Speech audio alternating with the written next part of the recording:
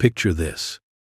You're lying in bed, eyes closed, drifting off into the cozy abyss, when suddenly, your brain whispers, "Hey, remember that thing your mom said in 3rd grade? Yeah, that's why you can't commit to relationships." Welcome to the world of Sigmund Freud, the man who ruined family dinners for generations. Because, according to Freud, your childhood wasn't just about cartoons and juice boxes. Nope, it was a psychological construction site that laid the foundation for every bad habit, embarrassing crush, and slightly concerning dream you've ever had. Now, don't panic. This isn't therapy. This is a bedtime story. A Freudian bedtime story. Tonight, we'll tuck you in with tales of unconscious desires, repressed memories, and why your dad's mustache might have affected your dating life more than you think. This is Freud's philosophy to sleep to, equal parts soothing lullaby and comedy roast of your subconscious.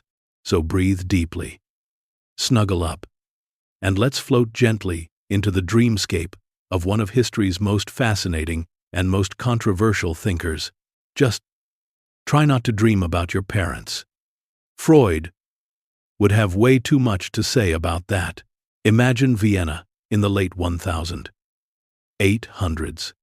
Horse-drawn carriages clattering on cobblestones, gas lamps casting a warm glow across narrow streets, and tucked away in an apartment above it all is a man with a magnificent beard, an endless supply of cigars, and a determination to peer into the very depths of the human soul.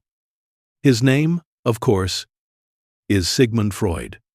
He would come to be known as the father of psychoanalysis, though in his own time he might have simply been known as that eccentric doctor who couldn't stop talking about dreams and childhood and who kept leaving ash on the furniture.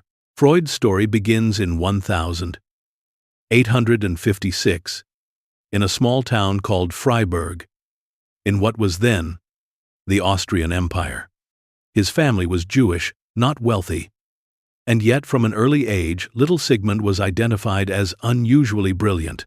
He was given a room of his own to study in, which in a household with several siblings was basically the 19th century equivalent of winning the lottery. Imagine the resentment at the dinner table. Why does Sigmund get his own room? The brothers and sisters would complain, while Sigmund sat smugly, thinking about how this unfair childhood experience would someday fuel a lifetime of theories about sibling rivalry. Freud moved with his family to Vienna when he was just 4 years old, and it was there that he would spend most of his life. Vienna at the time was a city of music and intellect, filled with cafes where people debated politics and philosophy, and also pastries so delicious that you could forgive anyone for not wanting to analyze their mother issues.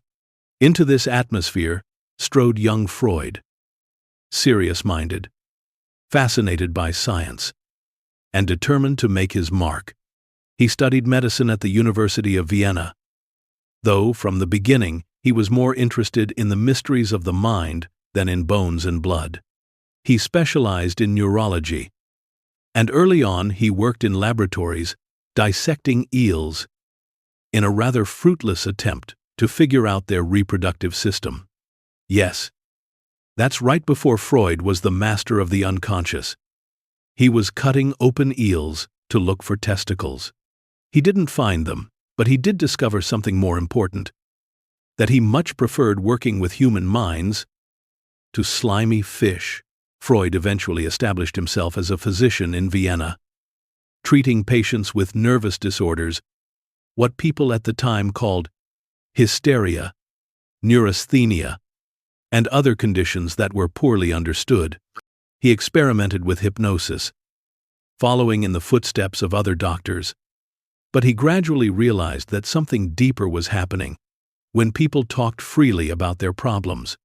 Slowly, he began to develop the method that would make him famous: the talking cure, or psychoanalysis. His consulting room in Vienna became a kind of confessional, a stage for unconscious dramas, and always a cloud of cigar smoke. The couch became his trademark. Though contrary to myth, he didn't always make patients lie down on it. Sometimes they sat across from him while he sat there puffing away, thinking, and occasionally nodding, as if to say, "Tell me more about your childhood." Vienna loved to gossip, and Freud was a figure easy to gossip about. He was both admired and ridiculed. Imagine a city used to waltzes and elegant salons, suddenly confronted with a doctor who insisted that your innocent dream about going on a walk probably symbolized your suppressed desire to overthrow your father and marry your mother. It was awkward. Dinner parties became dangerous. "Care for some cake, Herr Freud?" someone would ask. "Ah, yes. But what does this cake remind you of in your childhood?" He was intense. Yes, but he was also a warm family man. He married Martha Bernays in 1886, and together they had 6 children, one of whom, Anna Freud, would later become a famous psychoanalyst in her own right. Freud's family life was lively and intellectual, though you might imagine how stressful it would be to grow up with a father who spent his time writing about the unconscious. While puffing clouds of smoke through the living room, Freud's cigars were not just a habit. They were almost a symbol of his personality. He smoked constantly. Despite developing cancer of the jaw later in life, he underwent more than 30 operations but refused to quit. He even joked once that, "Sometimes a cigar is just a cigar," a line that has become one of his most famous, even though he never actually said it quite that way. Still, the point remains. Freud had a sense of humor, albeit a dark one, and he saw humor itself as a way the unconscious sneaks into everyday life. As his theories developed, Freud became more and more controversial. He argued that beneath the polite surface of human life, people were driven by primal instincts of sex and aggression.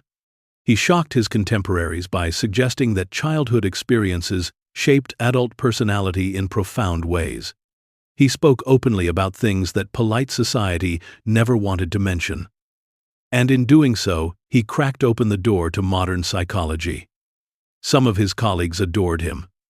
Others thought he had lost his mind. But Freud never stopped writing, never stopped developing his ideas. His collected works eventually filled more than 20 volumes, and his legacy has filled libraries with both praise and criticism ever since. Yet behind the theories and the cigars was simply a man who wanted to understand why people suffer. Freud himself was no stranger to pain. He suffered the loss of his father when he was 40. He endured illness. He lived through the First World War. And eventually, he had to flee Vienna in 1938, when the Nazis annexed Austria. He settled in London, already gravely ill, but continued working until his final days. He died in 1939, still faithful to his vision, still puffing on cigars, still trying to understand the unfathomable complexities of the human mind.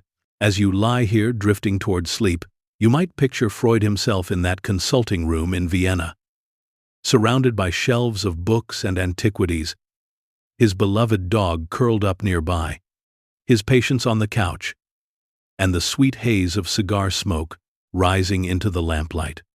It is not the picture of a cold scientist, but of a man utterly fascinated by human life, who wanted to map the unseen landscapes of our thoughts.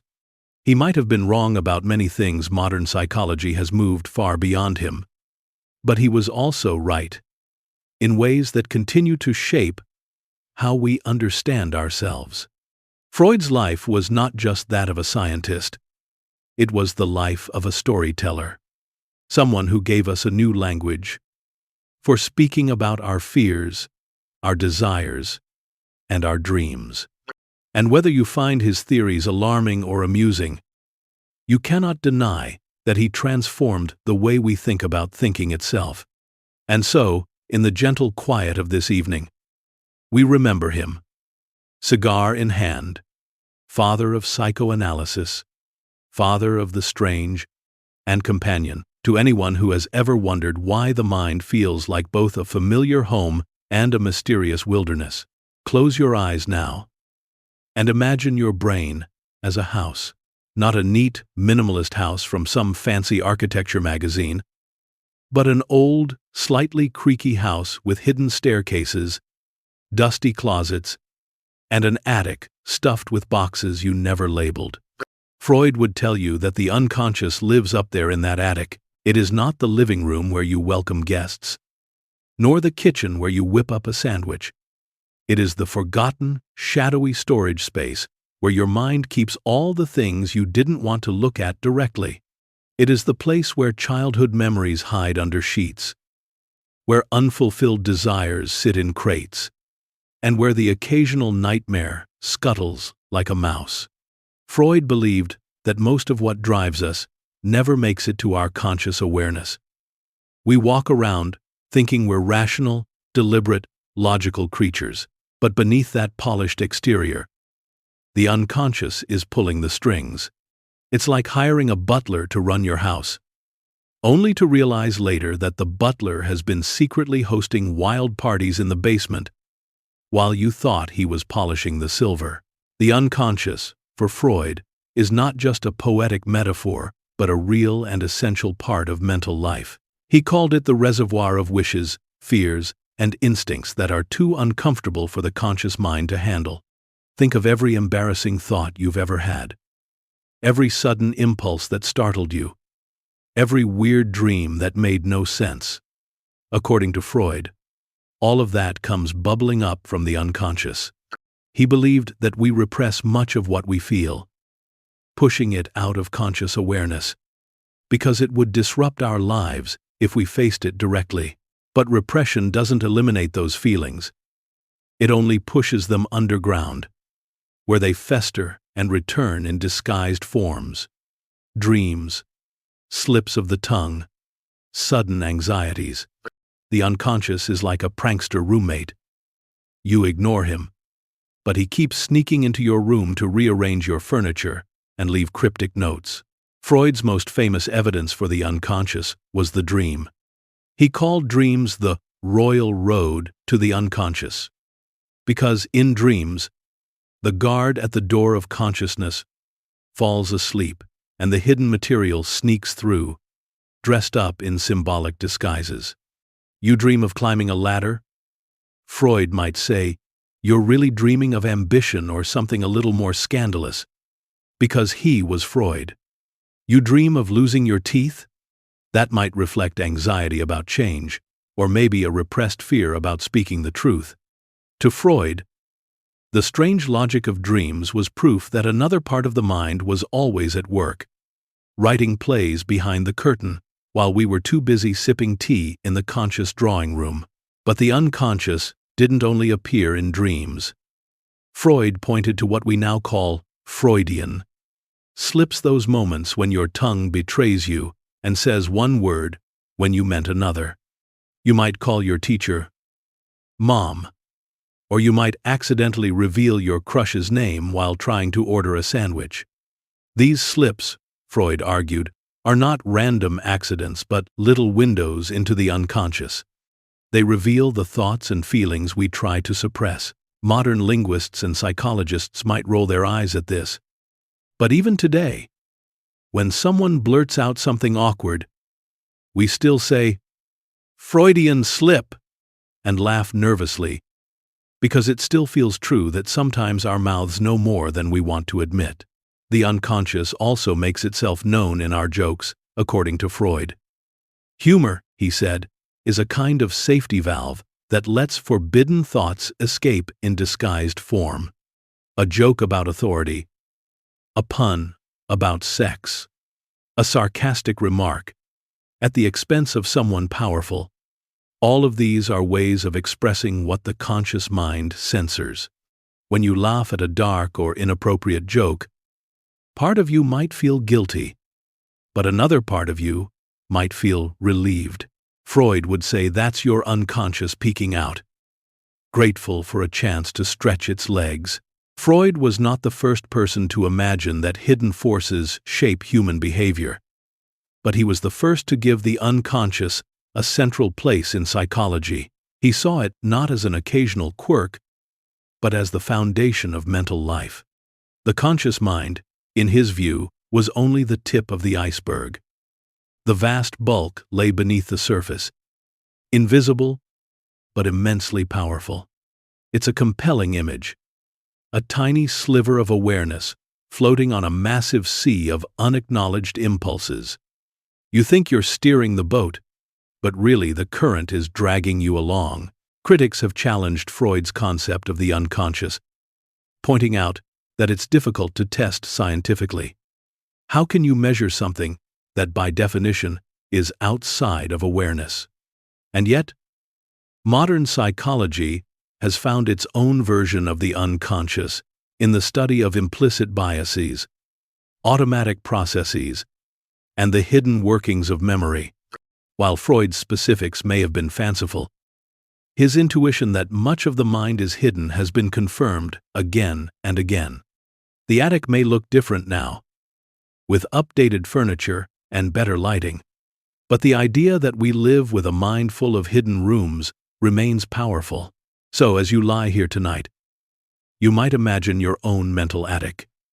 Picture yourself climbing the stairs, flashlight in hand, brushing aside cobwebs, and peeking into old boxes. What forgotten dreams might be inside? What strange impulses have been hiding under the dust? Don't worry. We won't open all of them tonight. This is, after all, a bedtime story, not a therapy session, but simply knowing that the unconscious is there, that your mind is more than what you see on the surface, can be strangely comforting. It means you are deeper than you realize, more mysterious than you think, and more connected to the long history of humanity than you might imagine.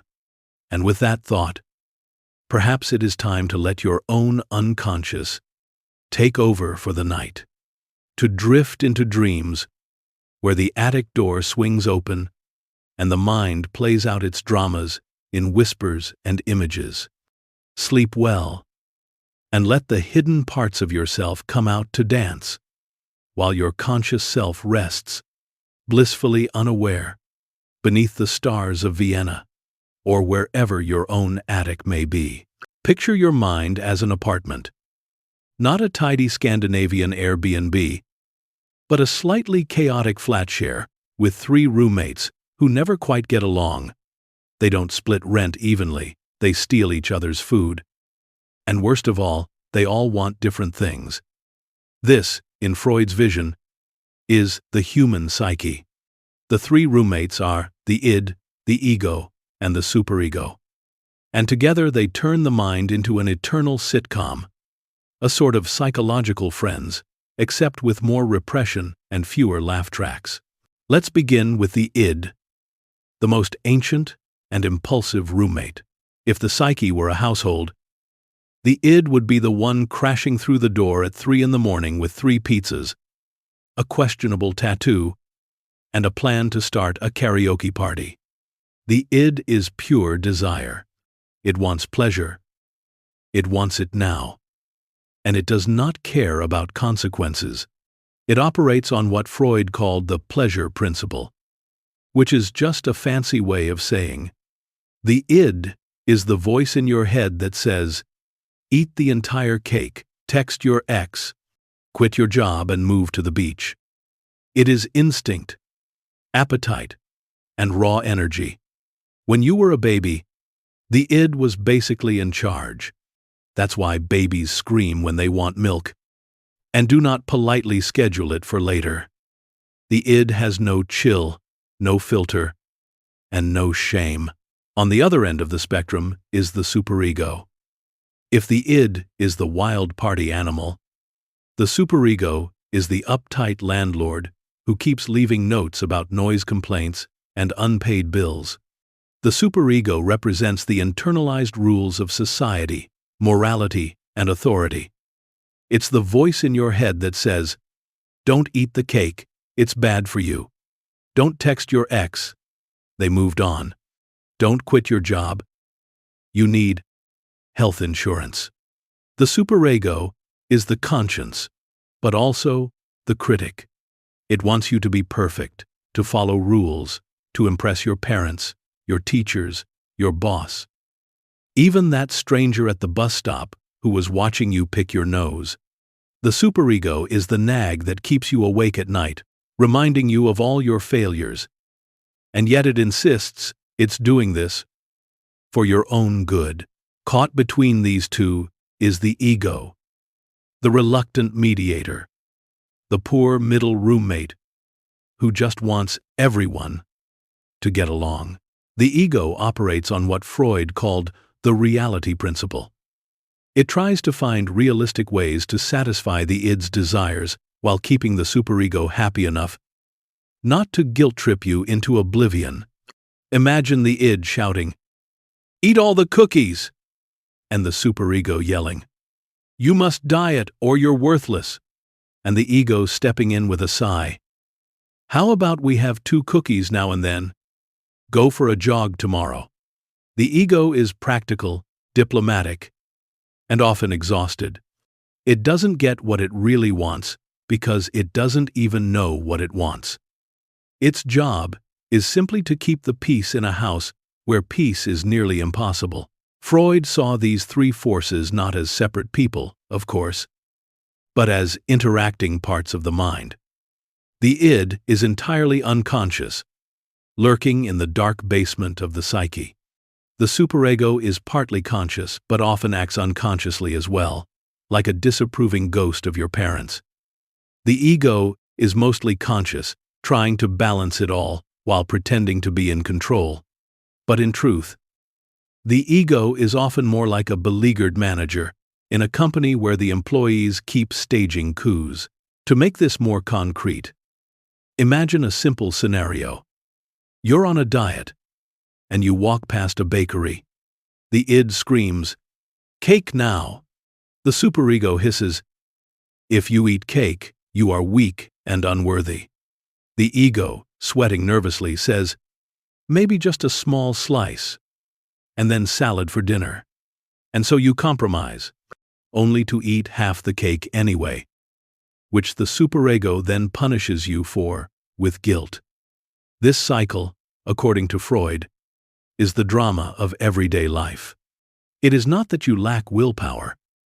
It is that your psyche is basically a dysfunctional family reunion happening inside your head every single day.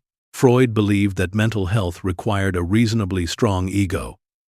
If the id dominates, life becomes reckless and chaotic, pleasure-seeking, without regard for safety or responsibility.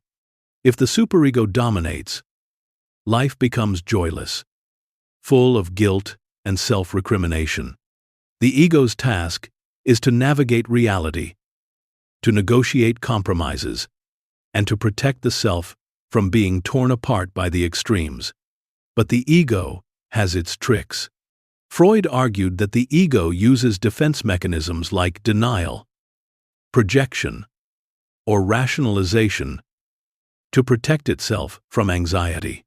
For example, you might deny that you even wanted the cake, or you might project your craving onto someone else. "Well, she was eating cake, so I had to too." Or you might rationalize, "I walked an extra block today, so this cake is basically health food." In these small fictions, the ego tries to keep both id and superego quiet, at least temporarily. This model of the mind, the id, ego, and superego, was one of Freud's most enduring contributions. Modern psychology has criticized it, refined it, and often abandoned it in favor of other models. But the imagery remains powerful. We all know what it feels like to be pulled in different directions by our desires, our conscience, and our need to be practical. We all know the inner conflict of wanting something, fearing judgment, and trying to find a compromise. Freud's genius was to turn this everyday struggle into a structure, a theory, a way of explaining the turbulence of human life. And so, as you drift towards sleep, you might imagine your own 3 roommates settling in for the night. The id, already dreaming of chocolate fountains. The superego, writing a passive-aggressive note about how you didn't floss. And the ego, sitting between them with a weary sigh, hoping for just a little quiet. Whether or not you believe in Freud's theory, the image is strangely comforting. It reminds us that our inner conflicts are universal, that everyone lives with some version of these voices, and maybe, just maybe, the trick to sleeping peacefully is to let the ego step aside for a few hours and let the unconscious dream its dreams, while the id and the superego argue themselves to sleep.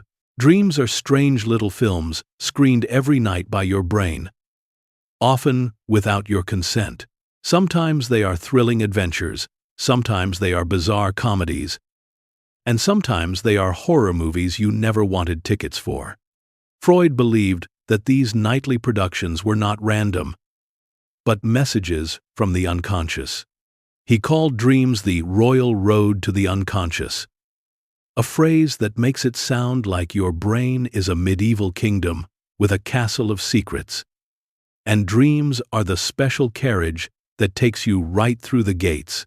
For Freud, dreams were not meaningless nonsense but disguised fulfillments of wishes. The unconscious, full of repressed desires and forbidden impulses, sneaks them into dreams in symbolic form.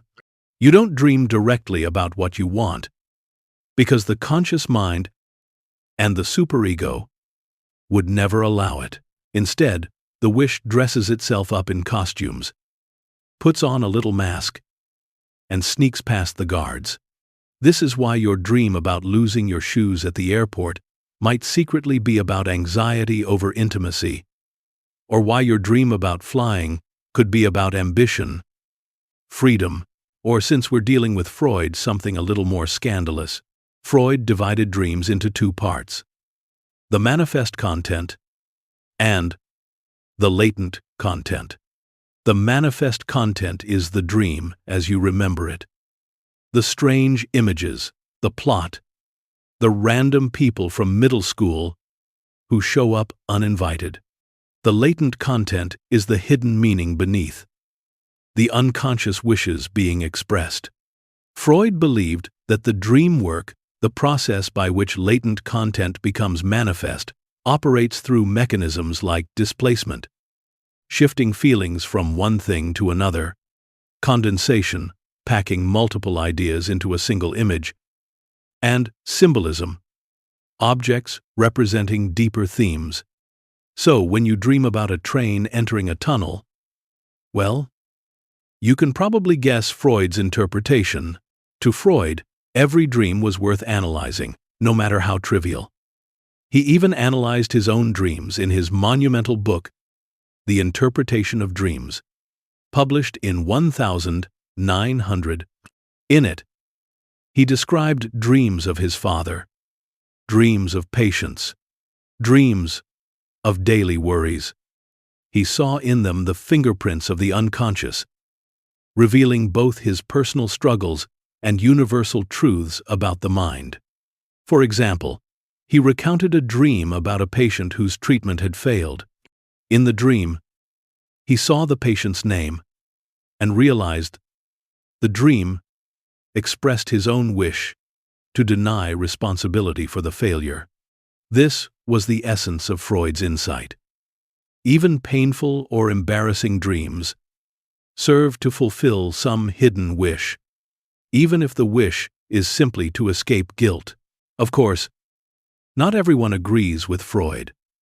Modern neuroscience suggests that dreams may be the brain's way of processing memory, consolidating learning, or simply tidying up neural activity. Some scientists argue that dreams are essentially meaningless noise. But even if that's true, Freud's interpretation has a kind of poetic power. After all, we rarely wake up from a dream and say, "Ah, yes, that was just random synaptic firings." We wake up and wonder, what did that mean? Why did I dream about my third-grade math teacher riding a zebra? Freud gave us a framework, however flawed, to take those questions seriously. There's something comforting in the idea that dreams have meaning. It makes the weirdness of sleep feel purposeful. It makes our private midnight movies into messages, riddles to be decoded. And Freud's emphasis on wish fulfillment, while often scandalous, also emphasizes the persistence of desire in human life.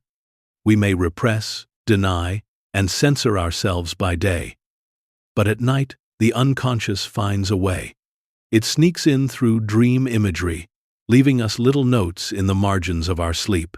So as you lie in bed, perhaps you can think of your dreams as a private cinema.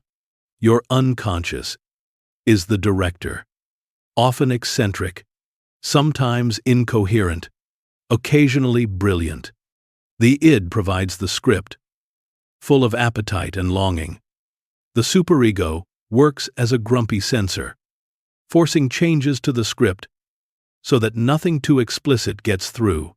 And the ego is like the weary editor, trying to make sense of the footage and produce something watchable.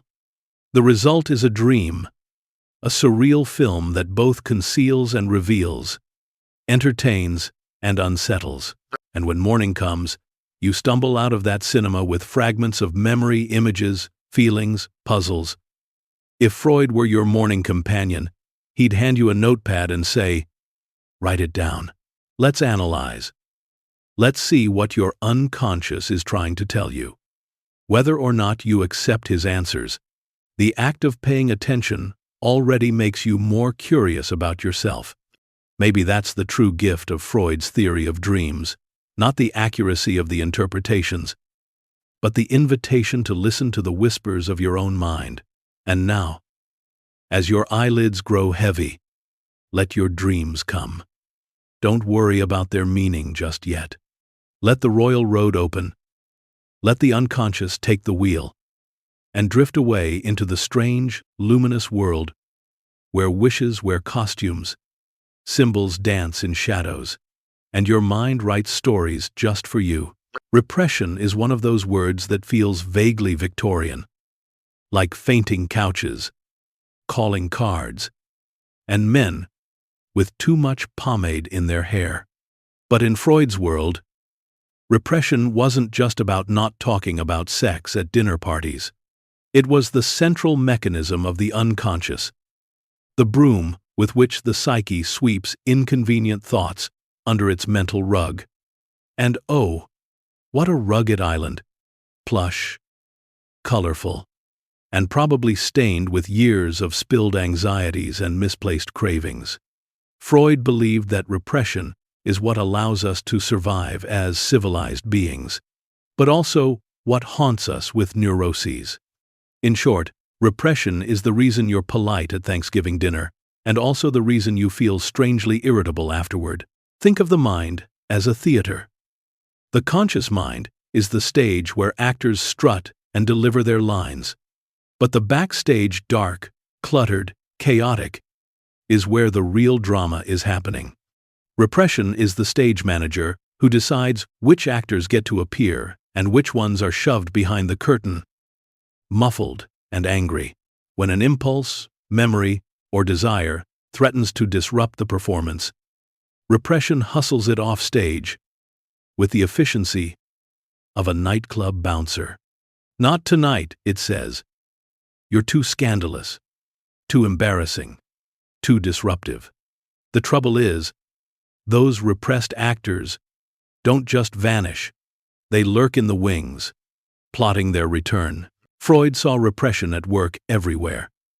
You forget a name, stumble over a word, or suddenly develop an irrational dislike for someone, and he would say, "Aha, repression." Maybe you forgot your colleague's name because you actually dislike them. Maybe you misplaced your wallet because you unconsciously wanted to avoid paying for dinner. To Freud, repression wasn't just a quirky glitch in memory. It was the central operation of mental life. We repress not just the traumatic and the terrifying, but also the trivial, the embarrassing, and even the potentially pleasurable if it conflicts with social norms. Now, repression isn't all bad. If we lived without it, every fleeting impulse would leap from our mouths and bodies into the world. Imagine telling your boss exactly what you think during every meeting. Imagine confessing every inappropriate thought that flickers through your mind in line at the grocery store. Civilization would collapse in minutes. So, repression is the price we pay for social harmony. It allows us to sit quietly in classrooms, wait our turn in traffic, and not scream, "I want ice cream," in the middle of funerals. It keeps us contained. But the cost is that what is repressed doesn't go away, it finds other routes. Freud described repression as pushing thoughts down into the unconscious, but he also described how they come bubbling back up in disguised forms. This is where symptoms arise. Anxiety, phobias, compulsions, all of these, Freud believed, were the disguised return of repressed material. It's like the rug bulging upward because you've swept too much underneath. You can pretend it's tidy, but eventually you trip over the lump. A repressed desire might return as a dream, where it wears a mask of symbols and metaphors. Or it might re-emerge in a slip of the tongue, a sudden outburst, or an inexplicable fear. Imagine a man who has repressed his anger at his father. He can't admit it to himself, because his superego says it's wrong to disrespect your parents. So the anger gets shoved under the rug, but then he finds himself irrationally furious at his boss, who just happens to remind him vaguely of his father. Or maybe he dreams about storms and earthquakes, symbols of pent-up fury. The original feeling never vanished, it just reappeared in another costume. That's repression in action. Freud even argued that repression is the root of neurosis. He saw his patients suffering not because they had too many desires, but because they had repressed them. In his famous Talking Cure, he tried to help people bring repressed memories and feelings into consciousness so they could face them openly rather than being ruled by them in secret. It wasn't easy. Repressed material resists being uncovered, like a child refusing to come out from under the bed. But when it was acknowledged, Freud believed, the symptom often diminished. Repression has its critics, of course. Modern psychology sometimes prefers to talk about suppression or avoidance, and scientific evidence for repression, as Freud described it, is murky. But the metaphor remains powerful. We all know what it's like to push something out of mind, only to feel it leak back in sideways. We all know the awkwardness of pretending not to care, only to dream about it later. Even if repression is not a literal mechanism, it feels like a truthful description of the way our minds work. So as you drift off tonight, imagine your own inner broom. Picture all the thoughts you've swept away today. The irritation you felt at that text message. The jealousy you didn't want to admit. The strange craving you brushed aside. All of it tucked under the rug of your unconscious. Maybe tonight, your dreams will lift a corner of that rug and show you what's been hiding. Maybe they'll turn your unspoken feelings into strange images, funny little skits, midnight performances. That's repression doing its daily work. And your mind, keeping its secrets until you're ready, or until it bursts out on stage anyway. Childhood, Freud insisted, is not just a warm-up act for adulthood. It's the whole blueprint, the draft, the DNA of our psychological lives. According to him, who you are now, the quirks, the anxieties, the habits you can't break, was already sketched out when you were 5 years old, which is a sobering thought. Your inner 5-year-old, sticky with jam, clutching a toy, throwing tantrums about bedtime, is still in there somewhere, pulling levers and pressing buttons. Freud's claim was that childhood experiences shape the unconscious, and those unconscious forces shape everything else. Why was Freud so obsessed with childhood?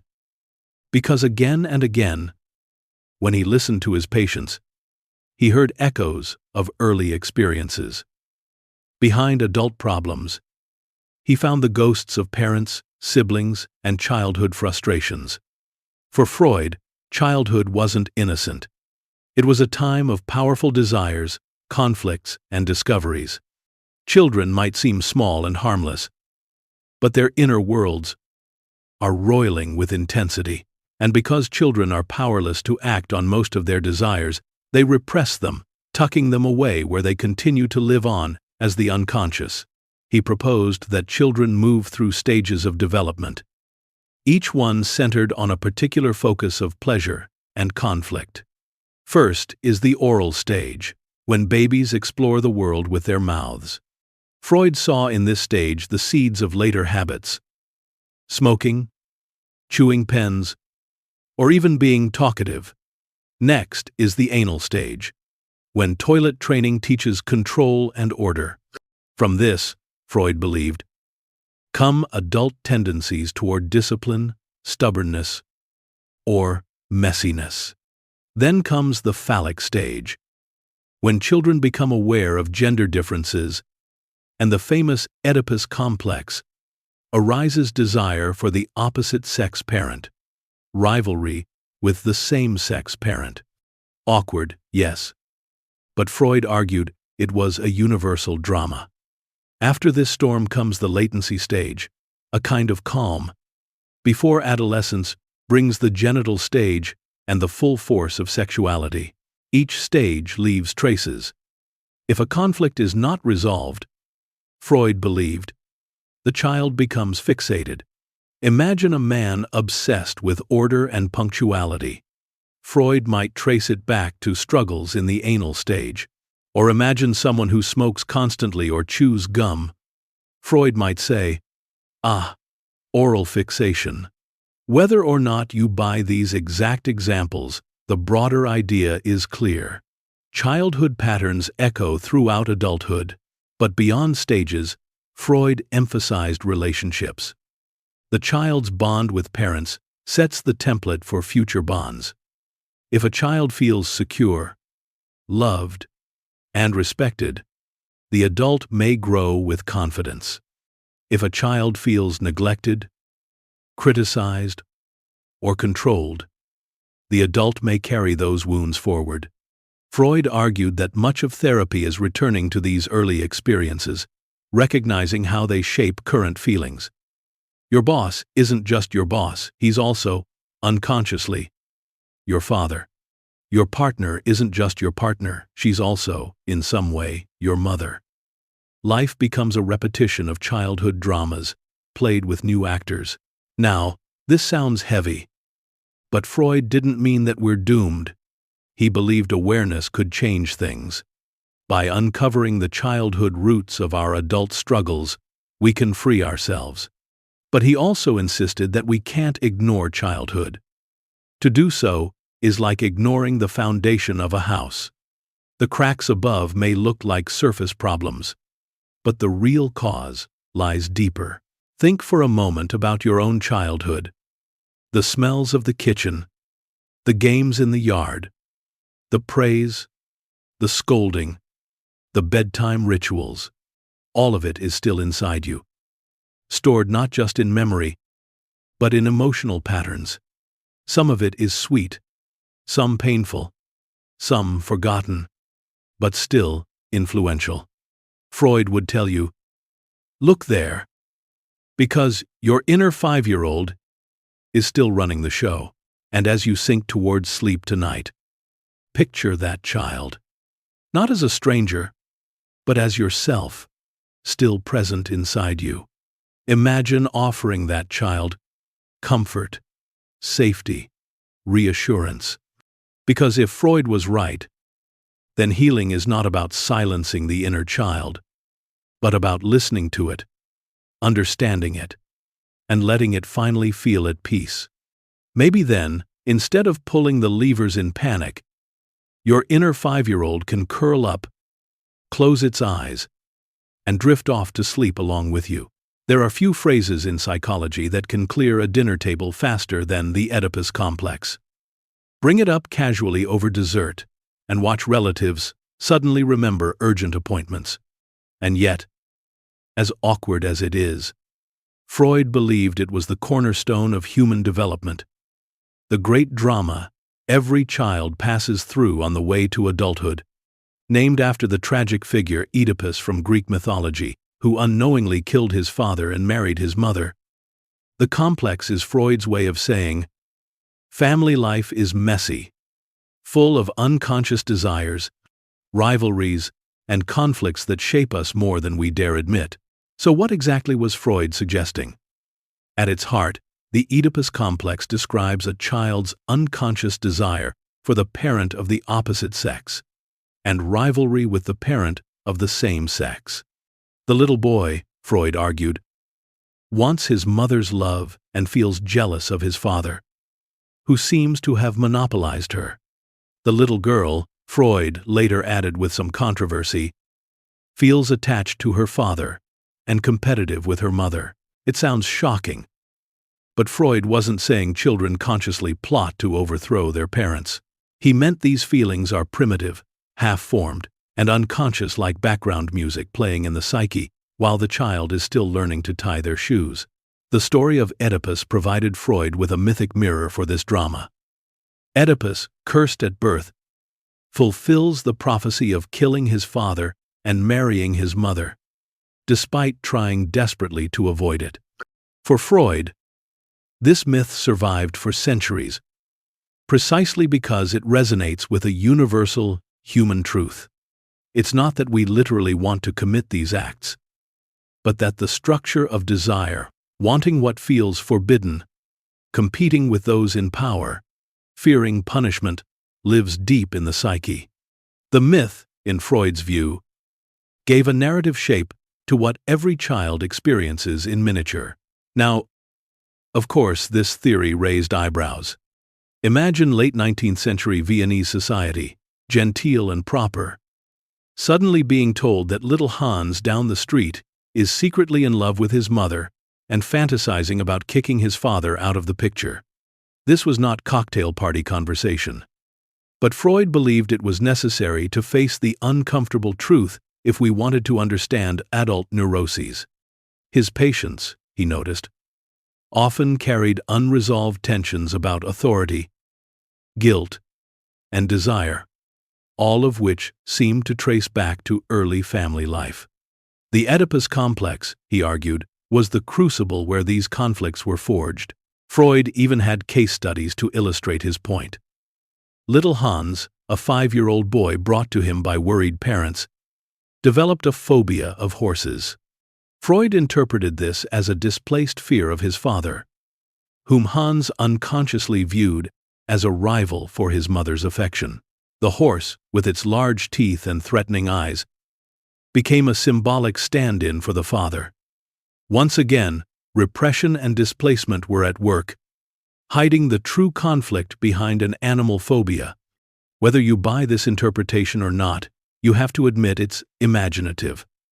What looks like fear of a horse may actually be a fear of losing love, authority, and belonging in the family drama.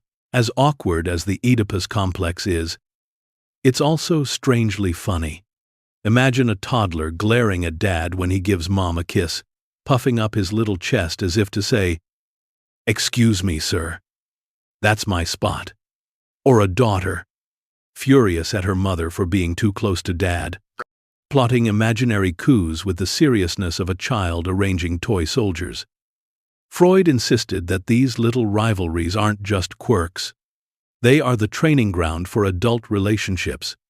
How we resolve or fail to resolve the Oedipus complex, he believed, shapes our ability to love, to compete, and to handle authority. Resolution, in Freud's theory, comes through identification. The boy learns to accept that he cannot possess his mother, and instead identifies with his father, adopting his qualities and his role. The girl, in Freud's less developed and more controversial theory, accepts that she cannot marry her father, and identifies with her mother. In this way, the child internalizes parental authority and social rules, laying the groundwork for the superego. The rival becomes a model, and the forbidden desire transforms into respect, imitation, and eventually, the capacity to seek love outside the family. If this all sounds melodramatic, remember that Freud was essentially a playwright of the mind. He didn't just study symptoms. He crafted dramas. The Oedipus complex was one of his greatest scripts, with desire, jealousy, fear, and resolution, all rolled into one. Even if you find his details exaggerated, the larger point rings true. Our early attachments matter, our rivalries matter, and the way we negotiate family love and authority reverberates throughout life. Modern psychology has softened or abandoned much of Freud's Oedipus theory, but it still lingers in culture. When you hear jokes about daddy issues or mama's boys, when novels explore family entanglements, when films like Psycho or Hamlet delve into parental obsessions, you can sense Freud's shadow.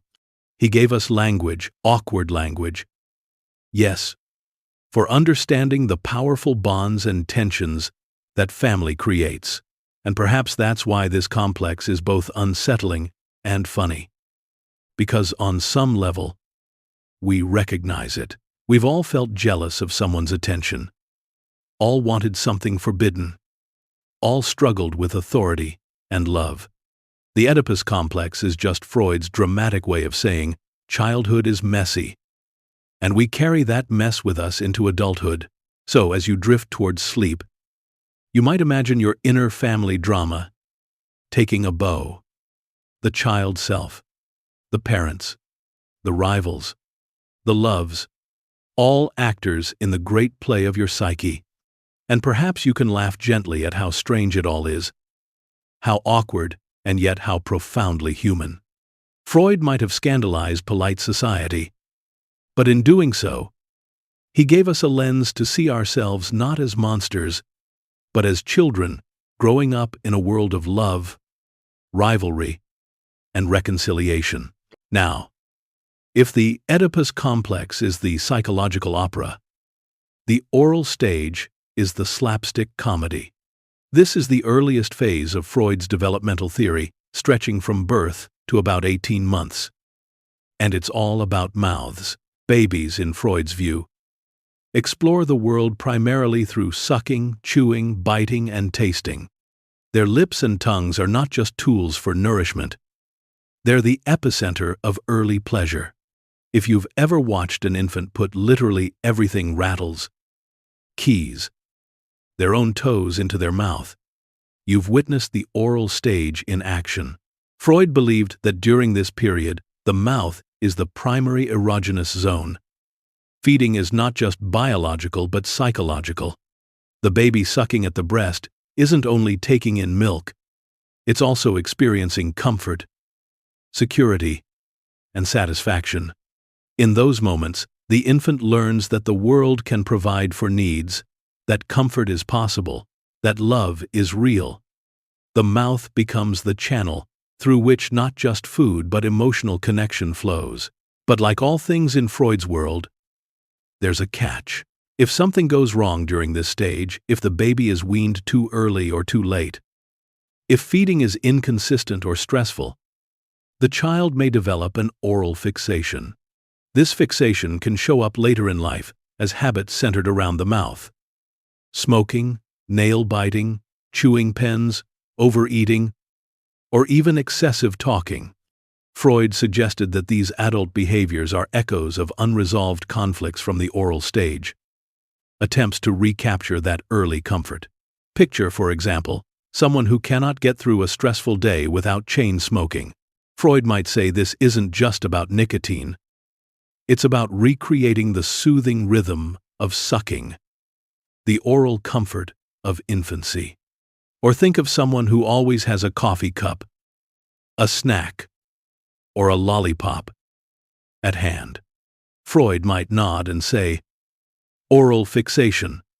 Even the chatterbox who dominates conversations could be seen as using words the way babies use milk, as a source of comfort and connection. Of course, this makes the oral stage ripe for humor. Imagine Freud walking through a modern office, watching people chewing gum, sipping energy drinks, and nervously biting their pens during meetings. He would probably smile knowingly and think, yes, still babies, all of them. And maybe he'd light another cigar, which, if we're honest, was Freud's own oral fixation. The man who wrote about the oral stage so extensively was himself almost never seen without something between his lips. Sometimes a cigar really is just a cigar, but sometimes it's also the echo of infancy. Yet beneath the comedy, there's something tender in Freud's theory. The oral stage reminds us that our first experiences of pleasure are also our first experiences of trust and care. The baby learns that nourishment comes from another person, that comfort is possible through human connection. Later in life, our longing for intimacy, for conversation, for sharing meals, may all trace back to these early lessons. Eating together, kissing, speaking, these are all oral activities, and all of them carry emotional weight. Freud would say, that's no coincidence. The oral stage also highlights the creativity of the human mind. The infant doesn't just take in milk, it takes in the world. The mouth is a portal of exploration. A baby puts a block in its mouth, not because it's tasty, but because it's trying to understand it. The oral stage is the beginning of curiosity, of testing the environment, of merging physical sensation with learning. That's why the oral stage, while funny, is also profound. It's the foundation of how we come to know the world and how we connect with others. As you drift toward sleep, you might smile at the thought that part of you never left the oral stage. Maybe it's the comfort of a midnight snack, or the soothing sip of tea before bed, or the words whispered between loved ones. All of it connects you back to those earliest moments of comfort and care. And maybe tonight, as you breathe deeply, you can let your own mouth relax, release its tension, and remember that even in Freud's wildest theories, the simple act of sucking, chewing, or speaking is not just silly, but deeply human. The oral stage may seem small, but in its way, it's the beginning of everything. If the oral stage was about feeding and comfort, the next chapter in Freud's developmental drama takes us somewhere a little less cozy, though undeniably important. The anal stage. Yes, potty training. Freud, with his unflinching gaze at the things most people prefer not to discuss, declared that between the ages of about 18 months and 3 years, children's psychological lives revolve around the business of controlling bowel movements. To most parents, it's simply a messy developmental milestone. To Freud, it was destiny. Now, let's be honest. Nobody enjoys talking about toilet training at length. It's awkward. It's the kind of topic you try to avoid at brunch. But Freud insisted, this stage is where children first learn the battle between their own impulses and the demands of the outside world. Imagine a toddler who suddenly realizes that he can hold it or release it at will. This is power. This is control. The body becomes the site of rebellion and negotiation. Parents want one thing. The child wants another. And the bathroom becomes the theater of their first great power struggle. Freud argued that this stage is crucial because it's where children encounter authority in a new way. During the oral stage, they were mostly passive, receiving milk, warmth, and comfort. But now they must actively control something. And they must learn that their desires are not always aligned with what society or, more immediately, their parents demand. The child discovers the thrill of saying no, the thrill of waiting, the thrill of producing something when they choose. Yes, for Freud, even poop was symbolic. It represented the child's first offering, the first gift or withholding, the first tangible product of their little body's labor. When the child complies with toilet training, they begin to internalize the rules of order, cleanliness, and responsibility. But if the process is handled too harshly or too leniently, Freud believed, the outcome could echo through adulthood. He coined the term anal retentive to describe adults who become obsessively neat, orderly, and controlling traits he traced back to overly strict toilet training. On the flip side, anal expulsive adults, those who are messy, disorganized, or rebellious, he linked to overly lax training. In Freud's world, your desk clutter or your obsessive need to alphabetize your spices might be the shadow of your childhood bathroom battles. It sounds funny, and it is funny. But Freud's point was serious. He was saying that our first encounters with control, discipline, and authority don't just vanish when we're potty trained. They leave traces. They set patterns. The way we learn to manage our impulses in those years becomes a template for how we handle order, responsibility, and power as adults. The child's defiance in the bathroom becomes the adult's defiance at work. The parent's stern discipline becomes the boss's deadlines echoing in your head. Freud also saw humor in this. He noted how many jokes and expressions in culture revolve around the themes of cleanliness, dirtiness, and control. Think of how we describe stingy people as tight, or rebellious ones as full of crap. Our language preserves the idea that control of bodily functions is bound up with control in general. For Freud, it wasn't coincidence, it was evidence that society itself had built on the lessons of the anal stage. Civilization, he argued, depends on channeling raw impulses into socially acceptable forms. Potty training is simply the first rehearsal for a lifetime of self-control. Modern psychology may raise an eyebrow at the literalness of Freud's claims, but his larger insight remains thought-provoking. He was pointing out that how we are taught to manage ourselves, how authority is introduced into our lives, and how we navigate the tension between impulse and rule, all of this begins early, very early, in the mundane rituals of family life. He turned the toilet into a metaphor for society, which is both hilarious and profound. So, as you listen tonight, you might smile at the thought of how much importance Freud gave to these everyday battles. Maybe you remember your own parents cheering when you first used the potty. Or maybe you've witnessed a toddler asserting their independence with a stubborn refusal. Freud would say, there lies the seed of personality, the rehearsal of freedom, the birth of discipline, and maybe, just maybe, the part of you that loves order or resists authority is still negotiating with that tiny child who once realized that control begins in the body. It is awkward, yes, but it is also deeply human. We all begin there. Civilization begins there. And for Freud, the echoes of that stage are never truly gone. They whisper in your habits, in your discipline, in your rebellion. They are part of what makes you, you. If the anal stage was about control, the phallic stage is about discovery. This stage, stretching roughly from ages 3 to 6, is the part of Freud's developmental map that often makes people blush, squirm, or chuckle nervously. Because this is where children, in his theory, first become aware of their own bodies in a new way, and of the differences between boys and girls. It's where curiosity turns toward anatomy, and where desire, rivalry, and identity all swirl together in complicated ways.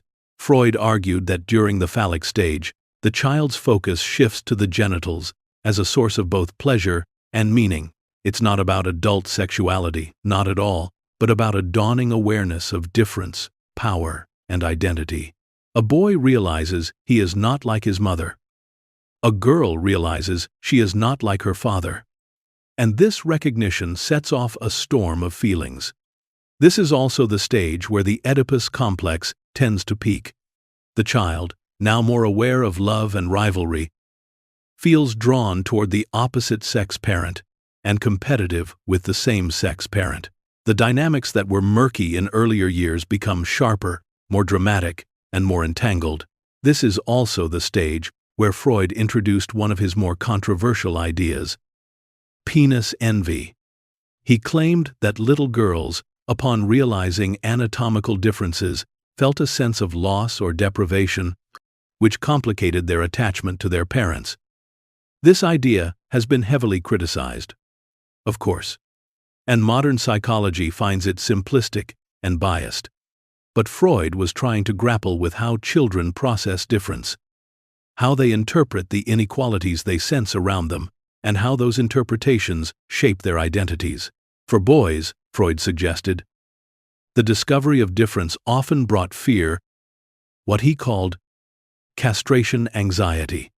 Realizing that not everyone looks the same, the boy imagines losing what he has, and this fear pushes him to resolve his Oedipal desires and identify with his father. For girls, the path is different, but also ends in identification with the mother. In Freud's telling, it's messy, full of jealousy, longing, fear, and eventual compromise. Out of this turmoil, the child emerges with a clearer sense of self, gender identity, and moral development. Now, let's pause. If all of this makes you chuckle nervously, you're not alone. The idea that childhood is full of rivalries, envies, and dramas revolving around anatomy feels exaggerated. But think of it less literally and more symbolically. Freud was pointing out that children, at this age, are not just learning shapes and colors. They are learning who they are, who they can love, who they must emulate, and what roles they can play in their family and society. They are interpreting difference and power, and those interpretations have consequences. Imagine a child proudly declaring that they will marry their parents someday, or angrily pushing a sibling away from the parent's lap. These are small dramas, but Freud saw in them the seeds of adult patterns: who you compete with, who you admire, who you love, who you fear. All of it, he believed, has its first rehearsal in this stage. It's funny when a child declares, "Daddy is mine," or "I'll marry mommy." But Freud would say, don't laugh too quickly. That's the phallic stage speaking, shaping lifelong scripts. He also believed that this is when the superego, the moral voice, truly takes root. By identifying with the parent of the same sex, the child absorbs rules, ideals, and prohibitions. The rivalry turns into imitation, the forbidden desire turns into respect, and out of this compromise comes conscience. It's a bumpy ride, but for Freud, it was the ride that made us human. Modern psychology has certainly criticized and reinterpreted much of this. Freud's theories reflect his time, his culture, and his own biases. But the insight that childhood is not innocent, that it is full of discovery, competition, love, and anxiety, remains powerful. Children are not blank slates. They are passionate little beings, trying to make sense of a confusing world. The phallic stage, awkward as it sounds, is Freud's way of dramatizing that fact. So, as you lie in bed, you might think of your own childhood discoveries, those early moments of realizing you were different from others, those first sparks of competition or affection. You may smile at the memory of childish declarations of love or rivalry. Freud would say that within those moments, clumsy and innocent as they were, lay the blueprint of your adult heart. And with that, let yourself drift. The phallic stage may sound scandalous, but beneath the awkwardness lies a simple truth.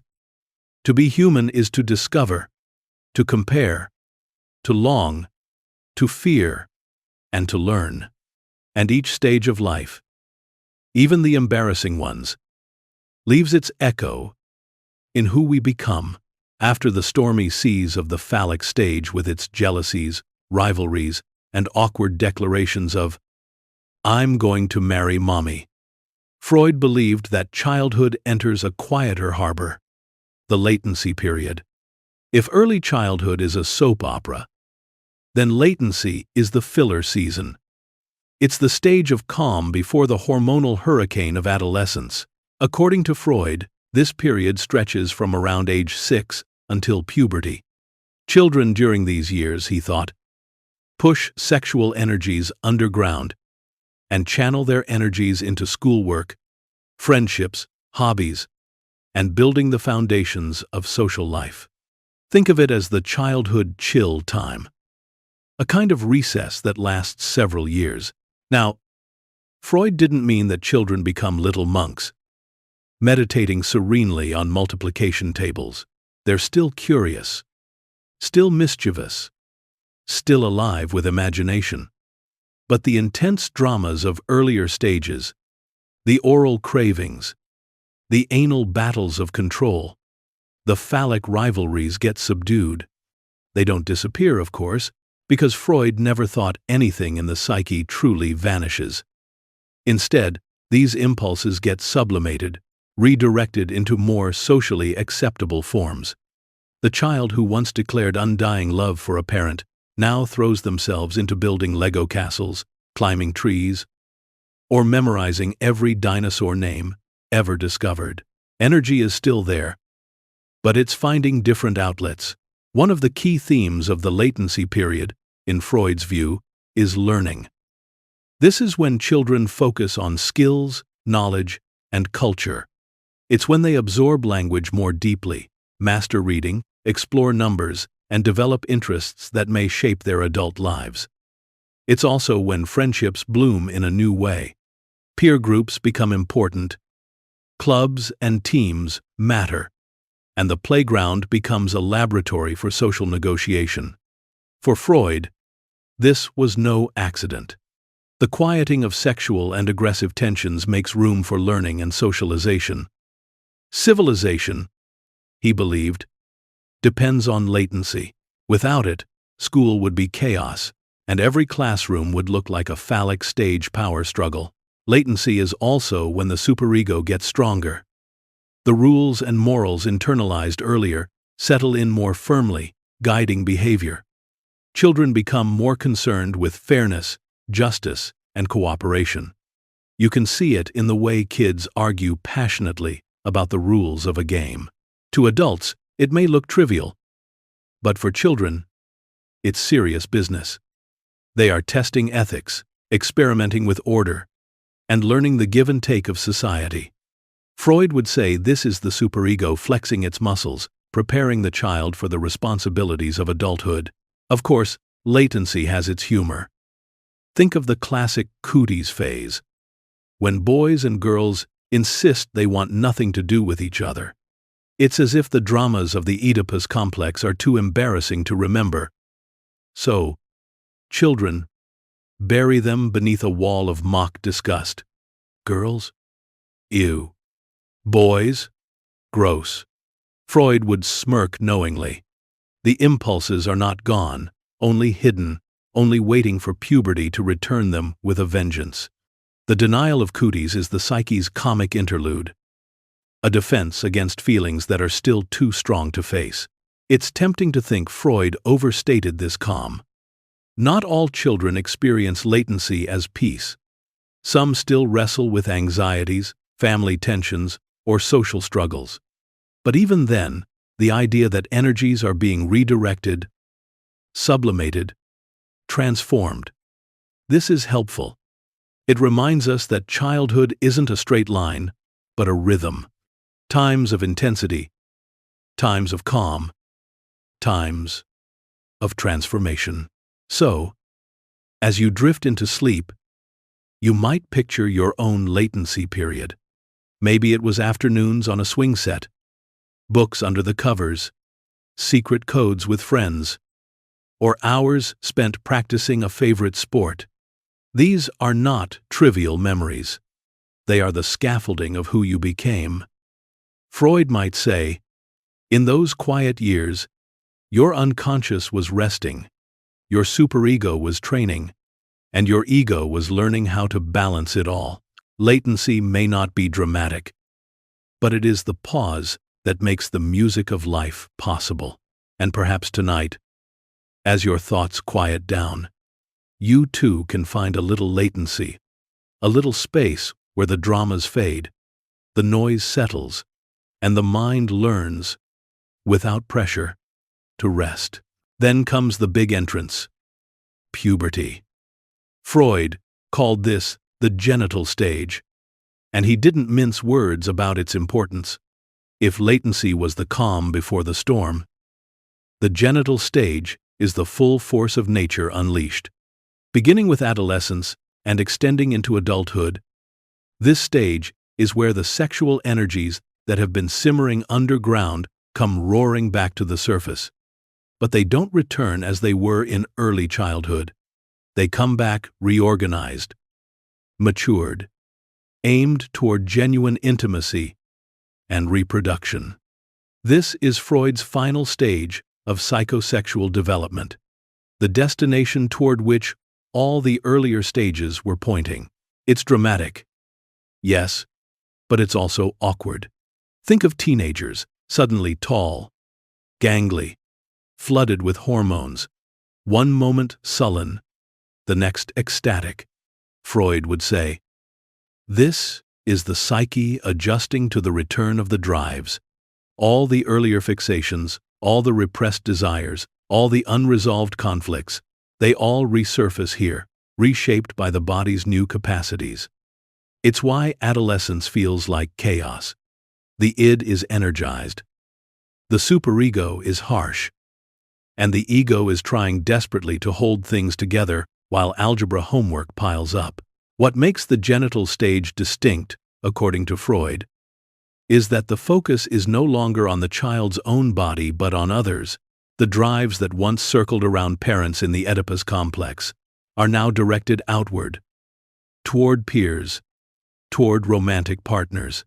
The adolescent begins to seek genuine intimacy, not just fantasy. The capacity for love, Freud believed, truly emerges here.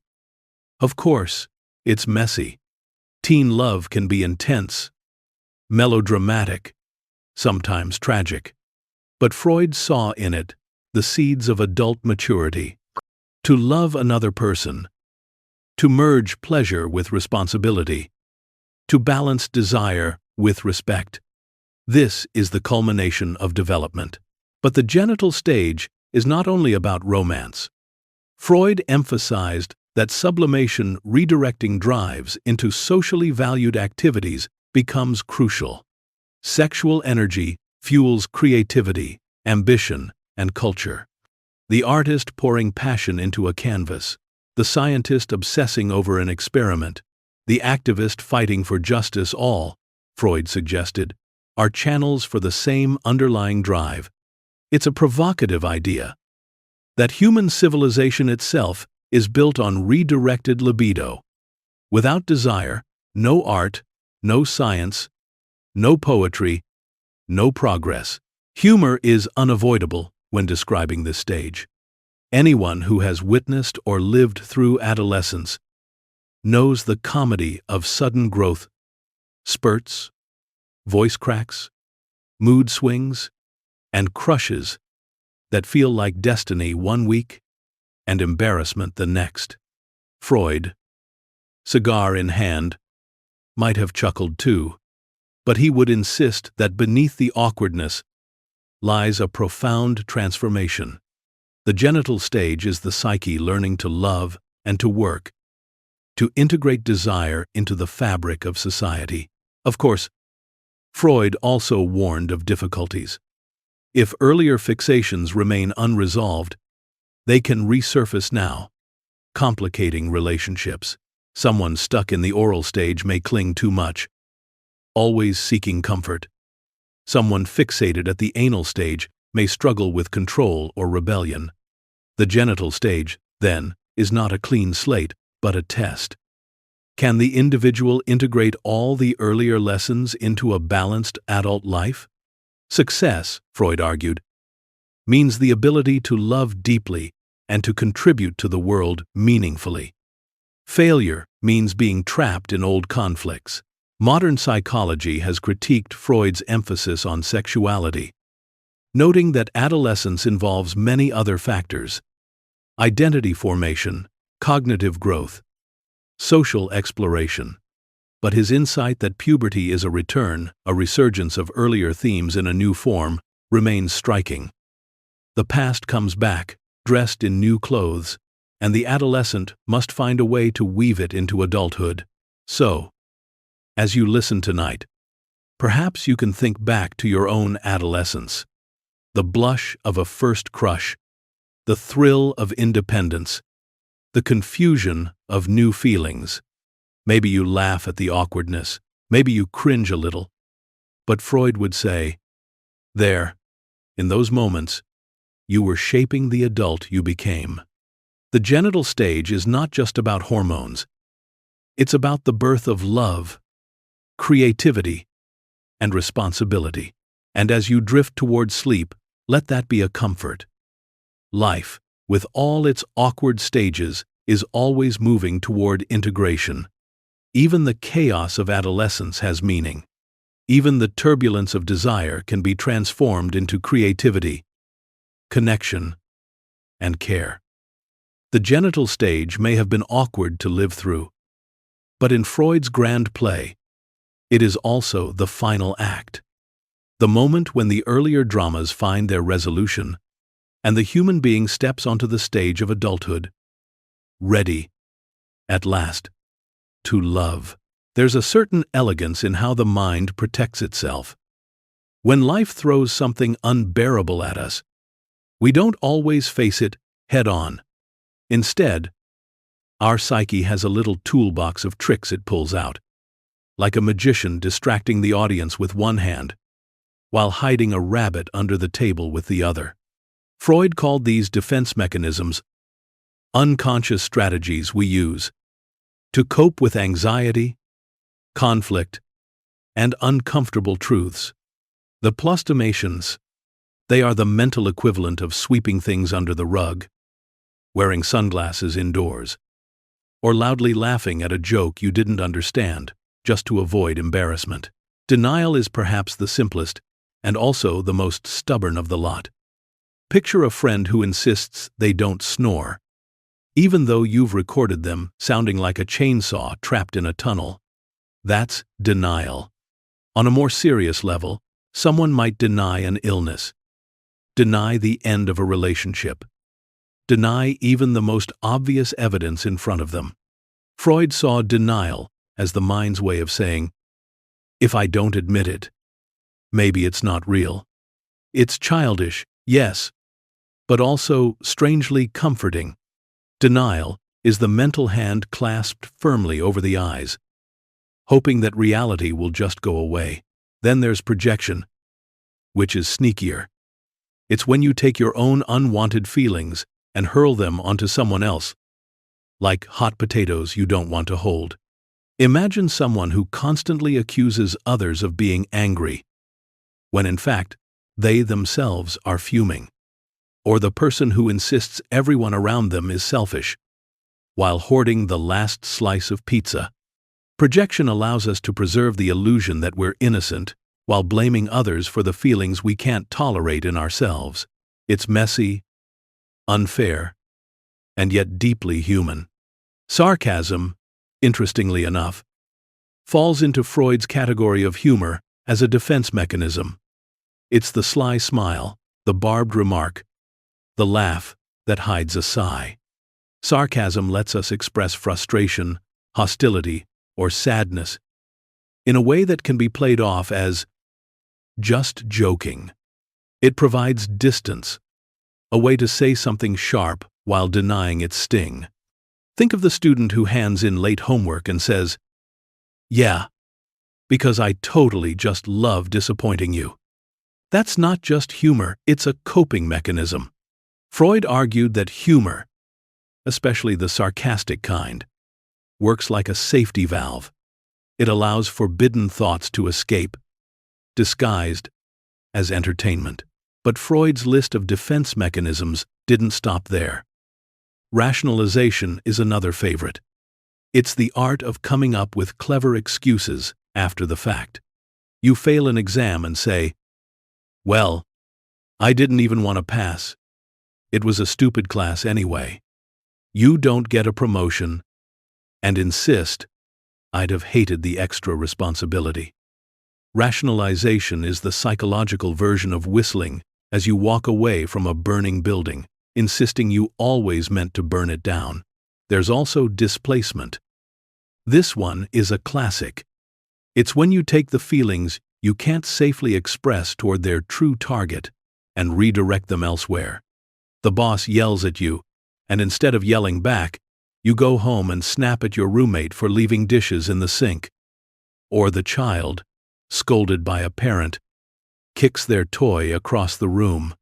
Displacement keeps us from confronting power directly, but it often leaves innocent bystanders wondering what just happened.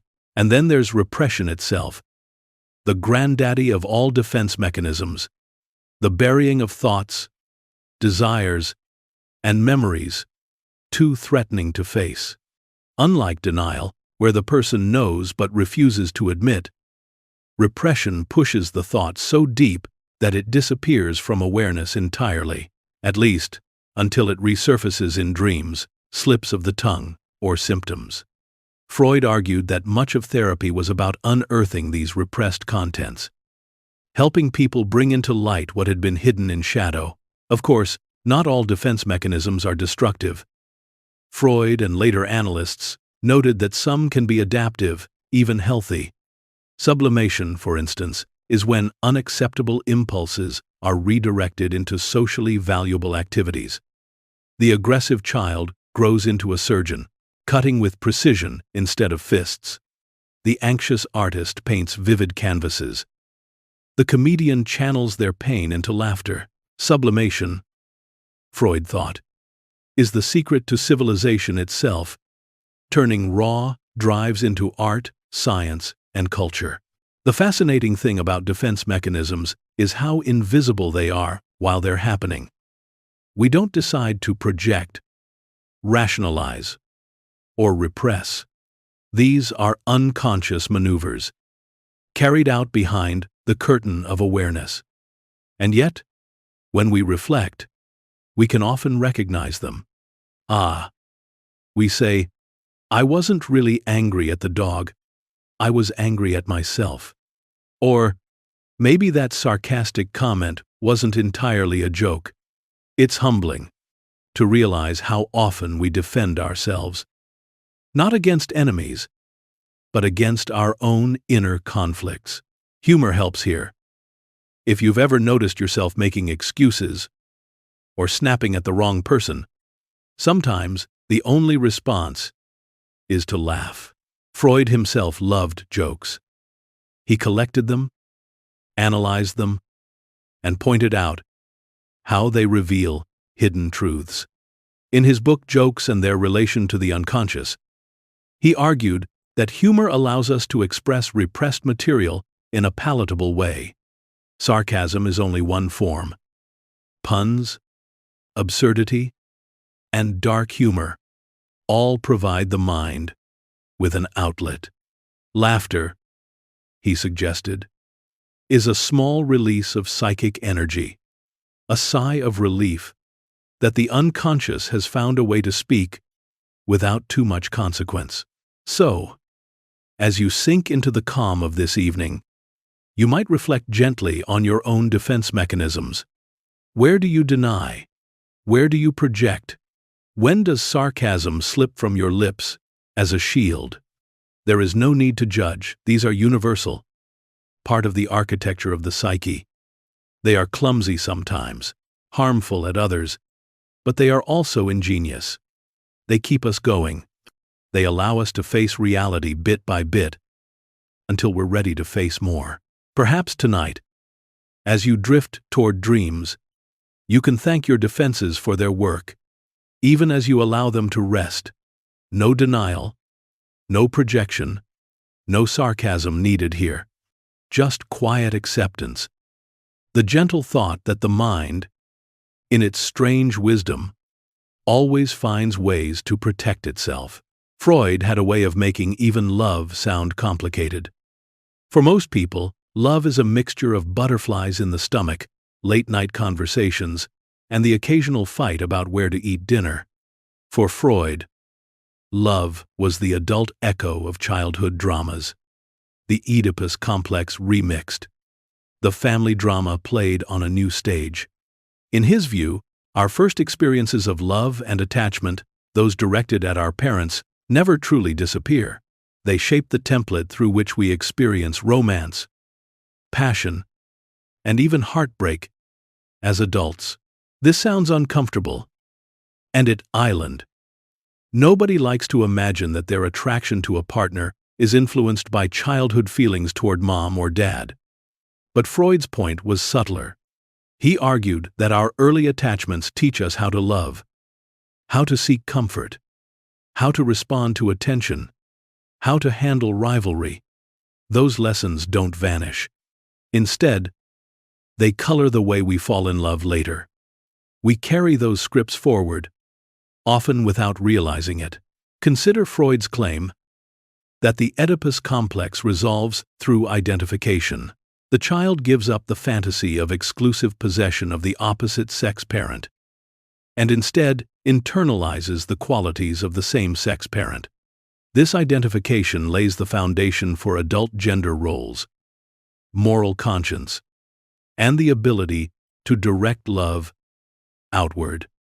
But the traces of that early desire remain, shaping what we find attractive and how we behave in relationships. It's why Freud suggested that in choosing partners, people often seek familiar patterns. We're drawn to traits that remind us, however subtly, of our parents. This doesn't mean we literally want to marry mom or dad, but rather that their influence is baked into our unconscious expectations of what love feels like. The warmth of a partner's voice, the way they show affection, the way they scold or encourage. These can all stir echoes of childhood. Freud saw it not as pathology, but as continuity, the persistence of our earliest bonds. Of course, this idea can be funny.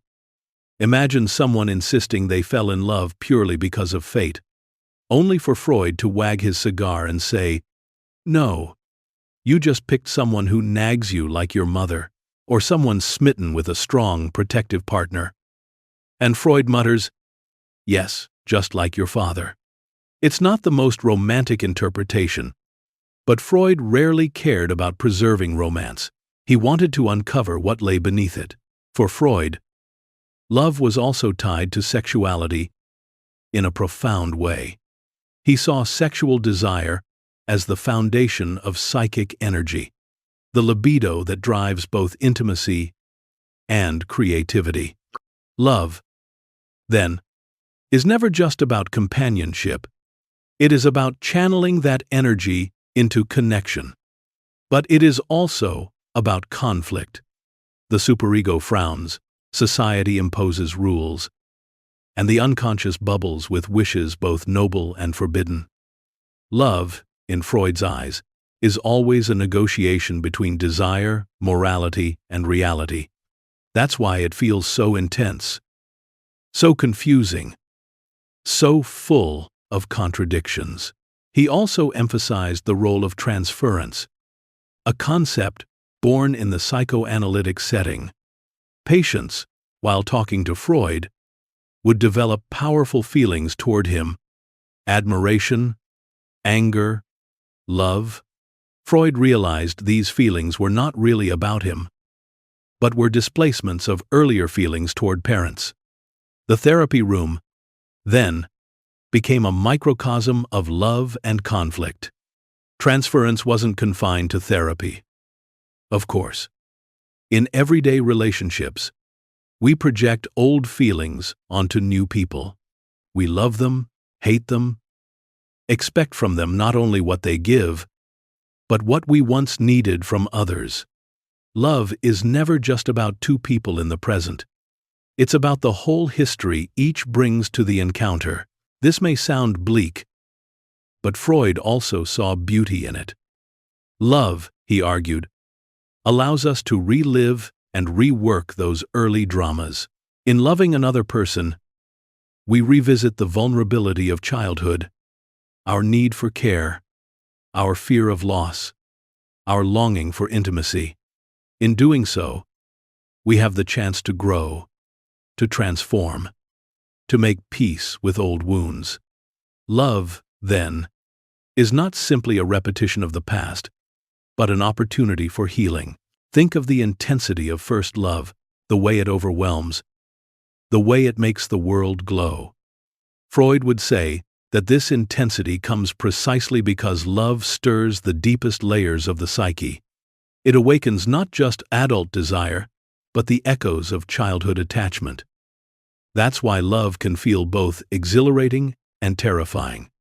It touches the oldest parts of ourselves, the places where we first learned to need, to cling, to hope. Humor, again, softens this. It's almost comical how much of adult romance echoes the tantrums and joys of childhood. The jealousy, the clinginess, the dramatic declarations. These could come from a 3-year-old or a 30-year-old. Freud wasn't mocking this. He was saying it's inevitable. We never fully outgrow our first loves. We just learn to express them differently. So as you lie here, drifting into quiet, you might reflect gently on the loves in your own life. The comfort you sought, the conflicts you endured, the warmth you cherished. Freud would whisper, all of it connects to your earliest bonds. And while that may sound unromantic, it can also be reassuring. Love is not just chance. It is part of a deeper continuity, part of the great play of the psyche. And perhaps, as you drift toward dreams, you can allow yourself to feel that continuity, not as a burden, but as a thread that connects childhood to adulthood, family to romance, past to present. Love, in Freud's telling, is not just drama. It is also the possibility of renewal. And in that sense, even Freud could admit it is beautiful. Freud loved jokes. He didn't just laugh at them, though he certainly did. He dissected them, the way a botanist might dissect a flower, only to declare, "See, this petal hides a scandal. In 1905, he even wrote a book about it. Jokes and their relation to the unconscious. For Freud, jokes weren't trivial amusements. They were the unconscious slipping past the censors, like a mischievous child sneaking cookies after bedtime. Humor, he argued, wasn't just for entertainment. It was a confession in disguise. Think about the last time you laughed at a joke that felt just a little too sharp. Perhaps a pun about death that made you chuckle nervously, or a sarcastic quip that landed a little too close to home. Freud would have wagged his cigar and said, "Aha, that's your unconscious talking." Jokes, in his theory, are like little leaks in the dam of repression. They let out the forbidden impulses, aggression, sexuality, resentment in a way that's socially acceptable, or at least forgivable. If you wrap a scandalous thought in humor, people are more likely to laugh than to punish you. For Freud, the structure of a joke mirrors the structure of a dream. Both involve disguise. Just as dreams cloak repressed wishes in symbols, a house standing in for a body, a journey for desire, jokes cloak forbidden thoughts in wordplay, timing, or absurdity. That's why puns are so interesting to Freud. A pun allows one word to mean two things at once, giving the unconscious a chance to smuggle in its secret cargo. You laugh, not because you consciously approve, but because some deeper part of you feels the relief of recognition. He divided jokes into two categories: innocent jokes and tendentious jokes. Innocent jokes are pure play, like silly puns or word tricks. They entertain without revealing much. But tendentious jokes, the juicy ones, carry hidden aggression, taboo desires, or social criticism. They may poke fun at authority, expose hypocrisy, or hint at sexual themes. They're funny, yes, but also dangerous. They speak truths that would be too risky to state directly. Humor here becomes a weapon, a shield, and a mirror all at once. Think of sarcasm, which is humor dipped in acid. When someone says, "Oh, great job," after you spill coffee on the table, they're not actually praising you. They're letting out irritation in a form that can be shrugged off as a joke. Freud would point to sarcasm as proof that humor allows us to express hostility safely. The conscious mind says, "I'm only joking," but the unconscious grins, satisfied that the message has been delivered. Freud himself was known for dry humor. Patients might pour out their anxieties, and he would puncture the tension with a witty remark. Sometimes his jokes shocked, sometimes they soothed, but always they revealed his belief that humor was not an accessory to life, it was central to it. Even his famous line, "Sometimes a cigar is just a cigar," often quoted as a joke, reflects his awareness of how often people suspected hidden meanings in everything he said. Jokes also build solidarity, Freud noted. When you laugh with someone, you're not just sharing amusement. You're acknowledging a shared taboo, a shared recognition of something unspeakable. Humor binds us together in the act of breaking rules. Two strangers might laugh at the same inappropriate joke, and in that moment, they feel closer than they would after an hour of polite conversation. Humor, then, is not only personal, but social. It creates bonds, and it reveals the hidden currents of society itself. But jokes can also exclude. Freud was fascinated by how jokes can be used to belittle or mock, turning laughter into a weapon. A cruel joke lets the teller release aggression while disguising it as comedy. The victim may be silenced, unable to protest without seeming humorless. Freud didn't excuse this. He pointed it out as evidence of how deeply humor is tied to power and repression. Even the giggles of children teasing each other carry these dynamics: relief, aggression, belonging, exclusion. For Freud, humor was not always healthy. It could be a symptom of repression, a mask for pain. The person who jokes constantly may be hiding sadness.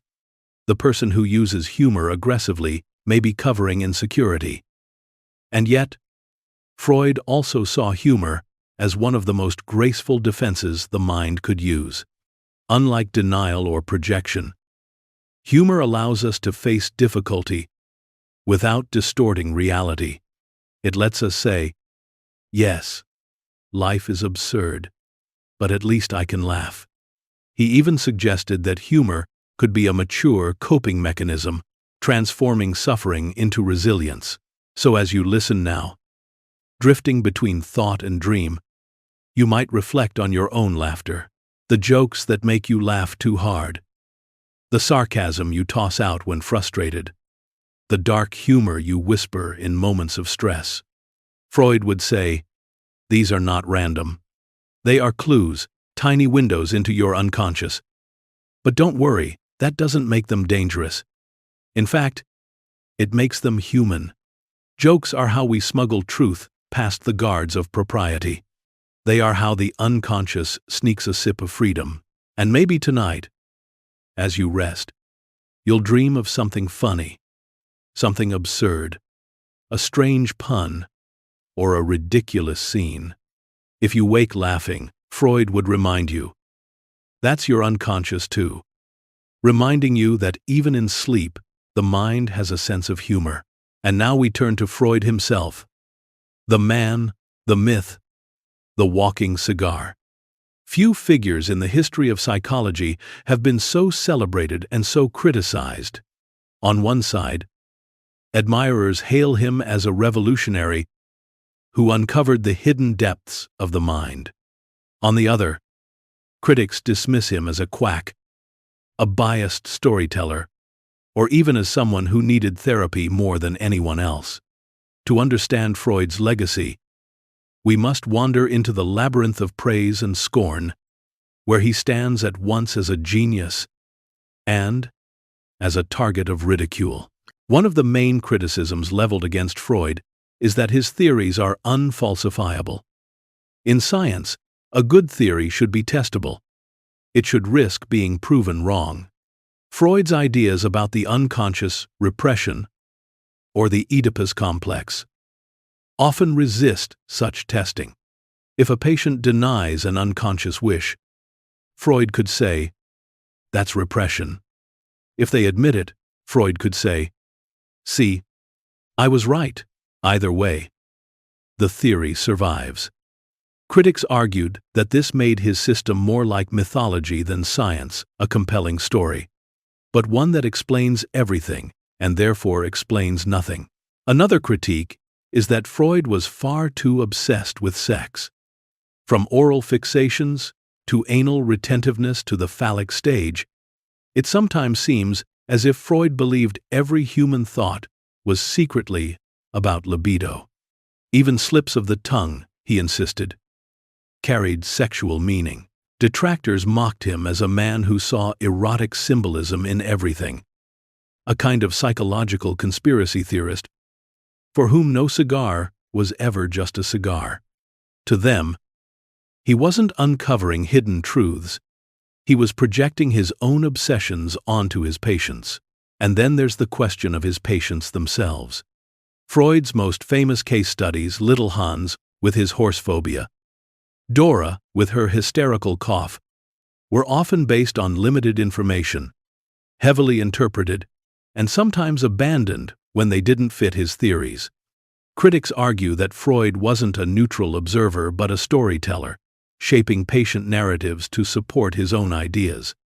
If the facts didn't fit, he bent them. His method, they say, lacked rigor. Some have gone further, suggesting that Freud himself might have needed therapy more than anyone. He was notoriously self-analytical, interpreting his own dreams and anxieties with the same dramatic flair he applied to patients. He had complicated feelings about his parents, deep rivalries with colleagues, and an almost compulsive attachment to his theories. Was he describing universal truths, or was he just describing Freud? Critics enjoy pointing out that his personal quirks seem to echo suspiciously in his theories. His fixation on cigars, his stern father, his role as both rebel and patriarch of psychoanalysis. Despite all this, Freud's defenders remind us that science in his day was still young in its exploration of the mind. He didn't have brain scans or modern experiments. He had words, stories, and observation. His genius, they argue, was not in producing precise data, but in opening up new territory. He dared to ask questions others avoided. He insisted that childhood matters, that dreams matter, that the unconscious matters. Even if his answers were flawed, his questions shaped a century of psychology, literature, and culture. Humor again softens the debate. Imagine Freud attending a modern psychology conference. Researchers present brain scans, statistical analyses, controlled studies. Then Freud rises, clears his throat, and announces, "Actually, your anxiety is about your mother." The room would gasp, then laugh, then argue. That's what Freud still does to us. Provoke, unsettle, amuse. His ideas may be wrong in details, but they're never boring, and the criticisms themselves have value. By challenging Freud, later psychologists built better methods. Behaviorists insisted on observable data. Cognitive psychologists explored memory and thought. Neuroscientists studied the brain directly.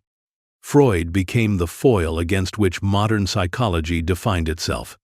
In that sense, even his mistakes were productive. So, was Freud a genius or a man in need of therapy? Perhaps both. He was brilliant in imagination, flawed in method, daring in ideas, and blind to his own biases. But isn't that, in a way, what makes him human? The same mind that gave us defense mechanisms may have been busy using them itself. The same man who exposed repression may have been repressing too. As you drift into sleep, you might smile at this paradox. Freud, the great therapist, may also have been his own most difficult patient. And maybe that's the secret. We all are. We all live with unconscious conflicts, with stories that shape us, with defenses that both protect and deceive. Freud was not above it. He was inside it, just like us. And whether you admire him or laugh at him, whether you see him as visionary or eccentric, Freud remains the strange, fascinating figure at the heart of modern thought. The man who needed therapy, and in trying to give it, changed how we see ourselves forever. Freud never lived to see the internet. But if he had, he probably would have had a field day. Imagine him scrolling through TikTok, seeing people joke about their daddy issues, or someone posting a Freudian slip compilation set to upbeat music.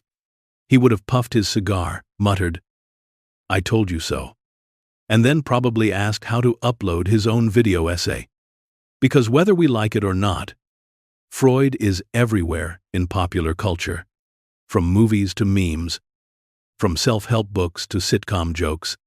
The bearded doctor of Vienna haunts our imagination like a familiar uncle, eccentric, controversial, but impossible to ignore. Consider film. Cinema has been a playground for Freudian themes since its very beginning. Alfred Hitchcock, often called the master of suspense, was also a master of Freud's language. His films bristle with Freudian motifs: repressed desires, mother fixations, dream sequences, and uncanny doubles. Psycho, with Norman Bates and his troubling relationship with his mother, might as well have been co-written by Freud himself. Even the shower scene, with its sudden eruption of violence, feels like a nightmare dragged out of the unconscious. Hitchcock didn't quote Freud. He dramatized him. Audiences, whether they realized it or not, were watching Freud's theories play out in cinematic form. Then there's Hollywood's love affair with therapy. Countless movies feature the archetype of the psychoanalyst, the couch, the patient, spilling secrets. Woody Allen made a career of it. His neurotic characters constantly confessing desires, fears, and awkward childhood memories. More recent shows like The Sopranos or In Treatment bring therapy into the living room, reminding viewers that the talking cure Freud invented is still the template for how we imagine psychological help.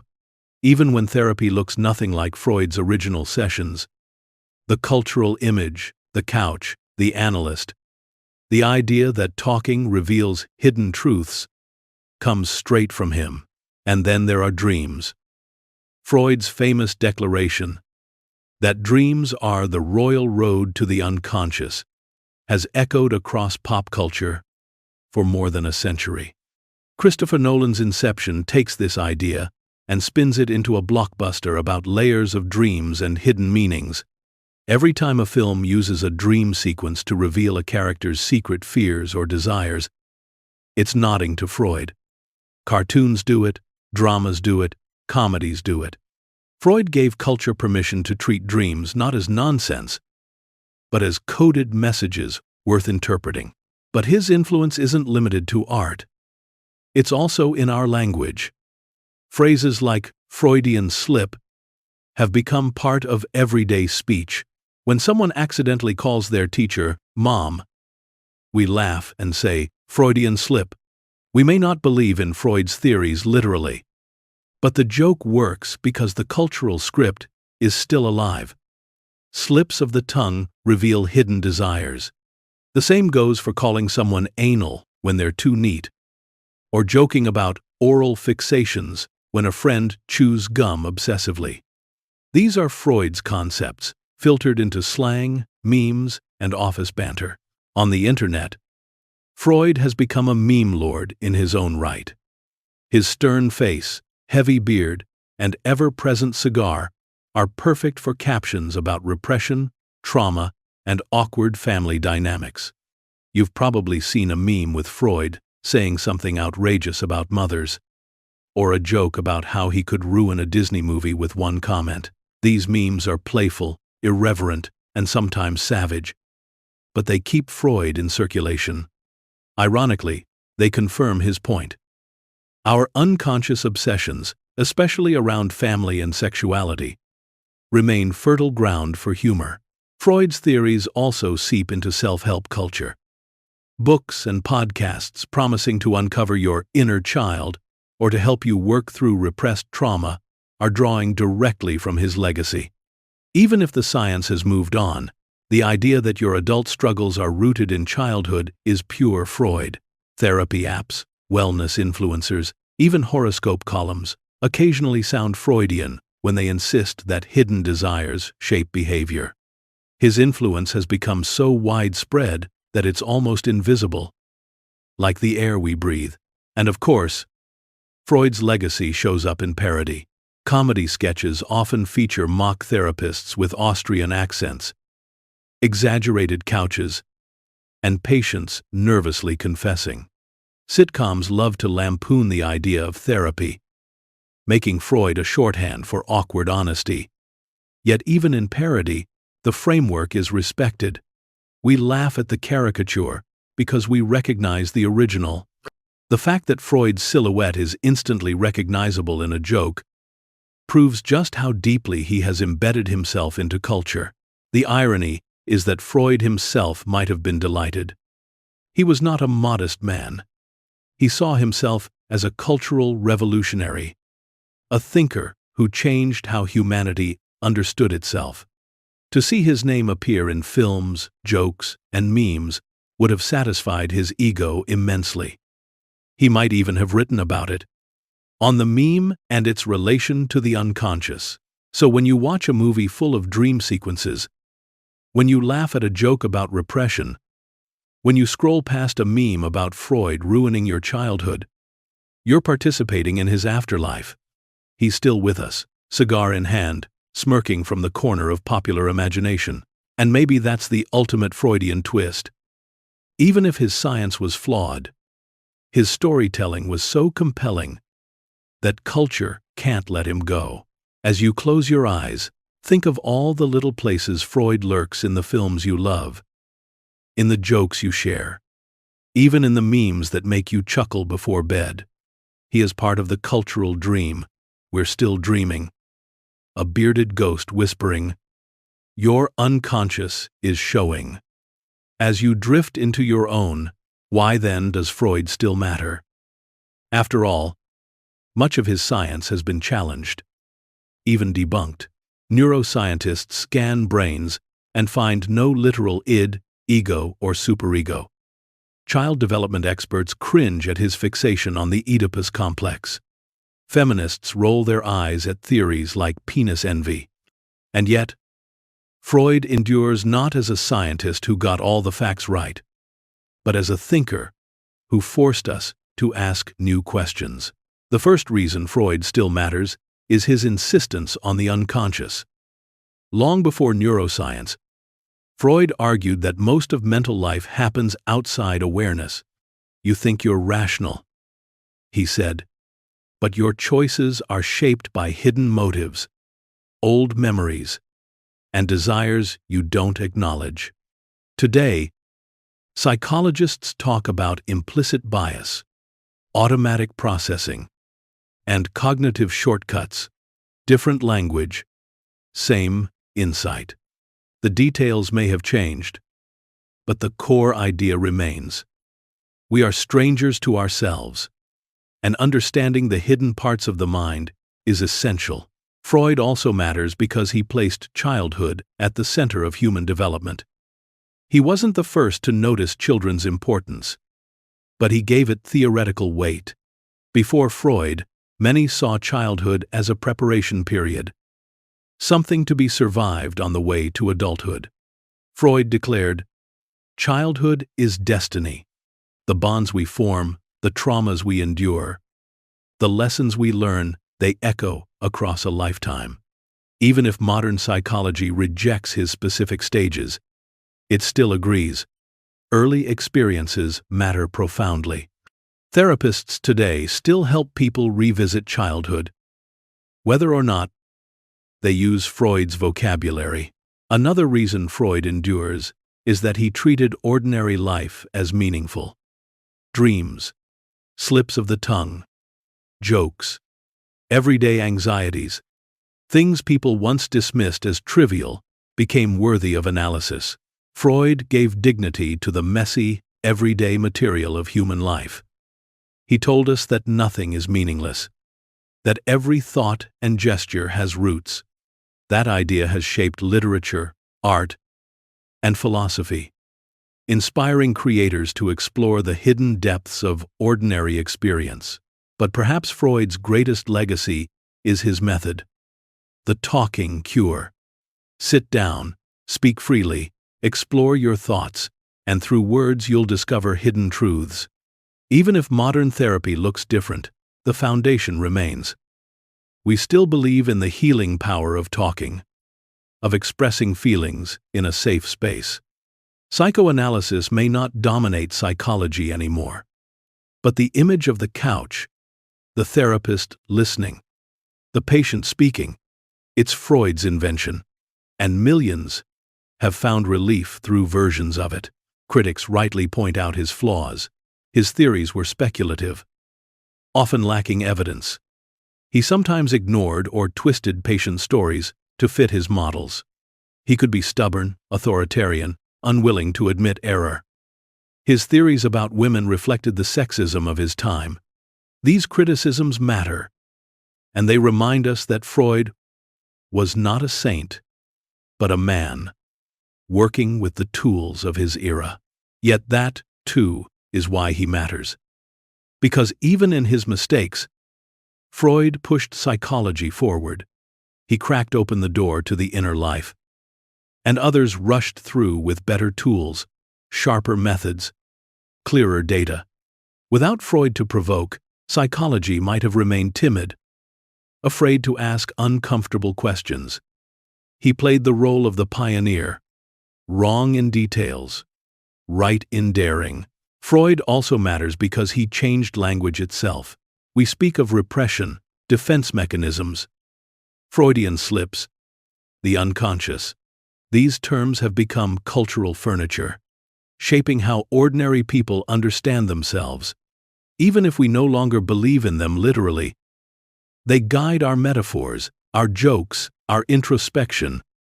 That kind of influence outlives scientific correction. In the end, Freud still matters not because he solved psychology, but because he dramatized it. He gave us stories about the mind conflicts, characters, stages that help us picture what otherwise would be invisible. The id, ego, and superego may not exist as literal entities, but they capture the feeling of inner conflict. The Oedipus complex may not be universal, but it dramatizes the intensity of family bonds. Freud's value is not only in accuracy, but in imagination. So, as you lie here, drifting toward sleep, you might think of Freud not as a scientist in a lab coat, but as a storyteller by the fire. He told tales of dreams, slips, childhood, and desire, tales that unsettled, amused, and challenged us. Some were wrong, some exaggerated, some even offensive, but they changed how we think. They made us turn inward, listen to ourselves, and wonder about the hidden theater of the mind. Even if his science was sketchy, Freud's vision endures, because the human mind is still a mystery.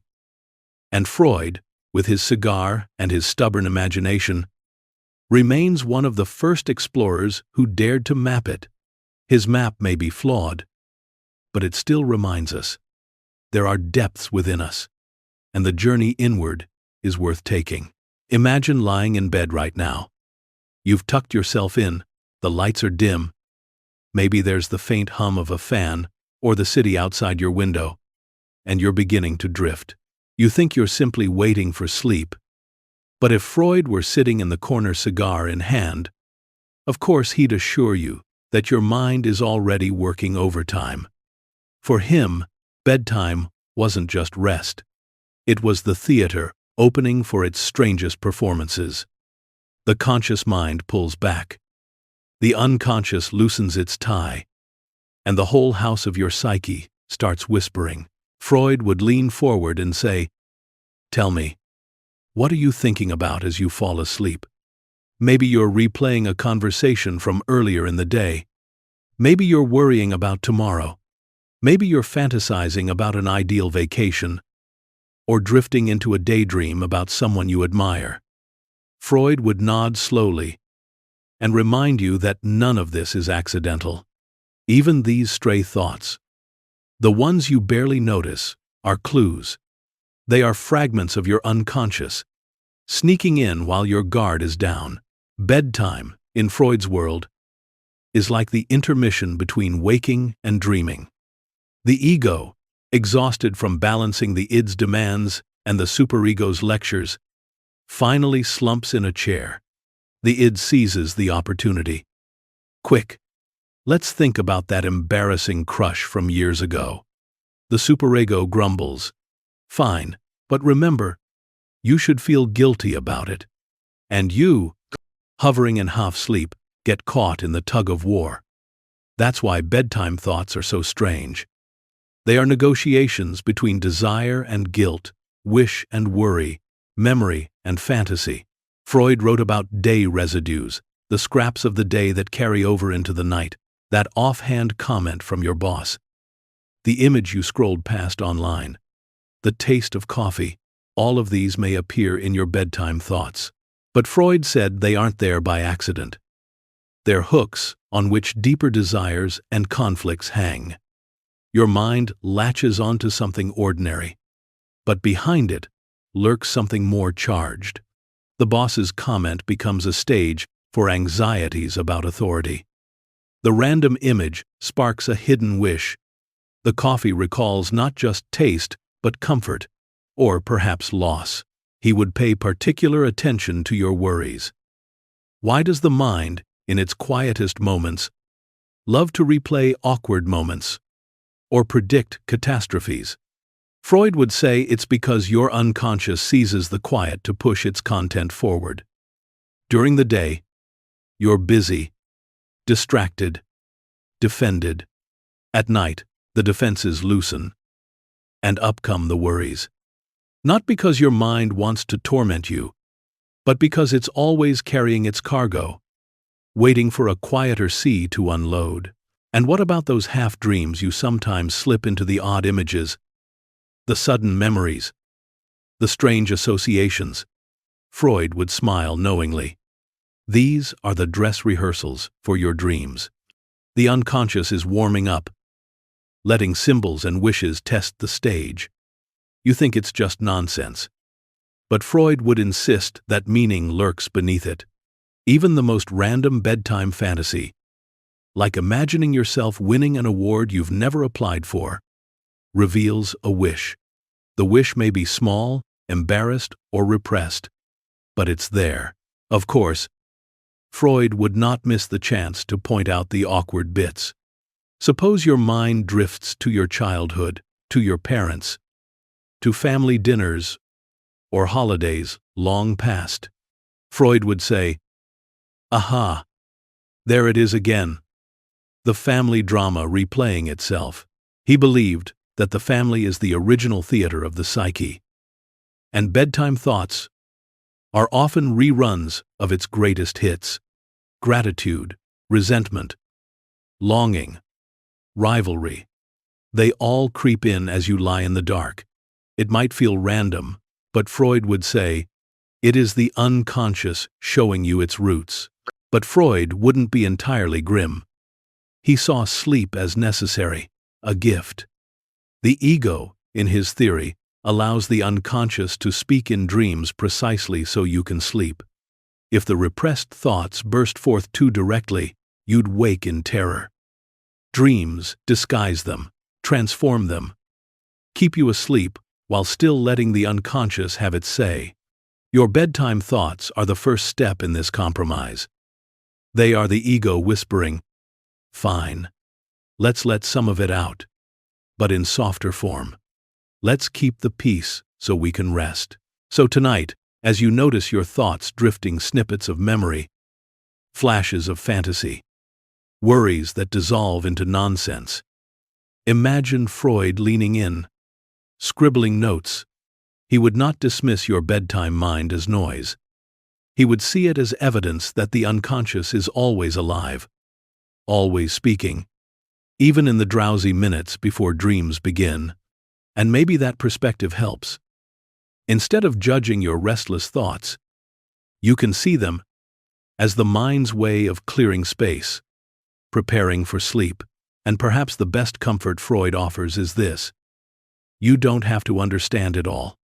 The unconscious works, whether you analyze it or not. Your bedtime thoughts may feel strange, but they are simply part of being human. They are the bridge between waking and dreaming, the place where the mind begins its nightly adventure, and as you cross that bridge tonight, you can let them come and go, knowing that every thought, however odd, is just another step toward rest.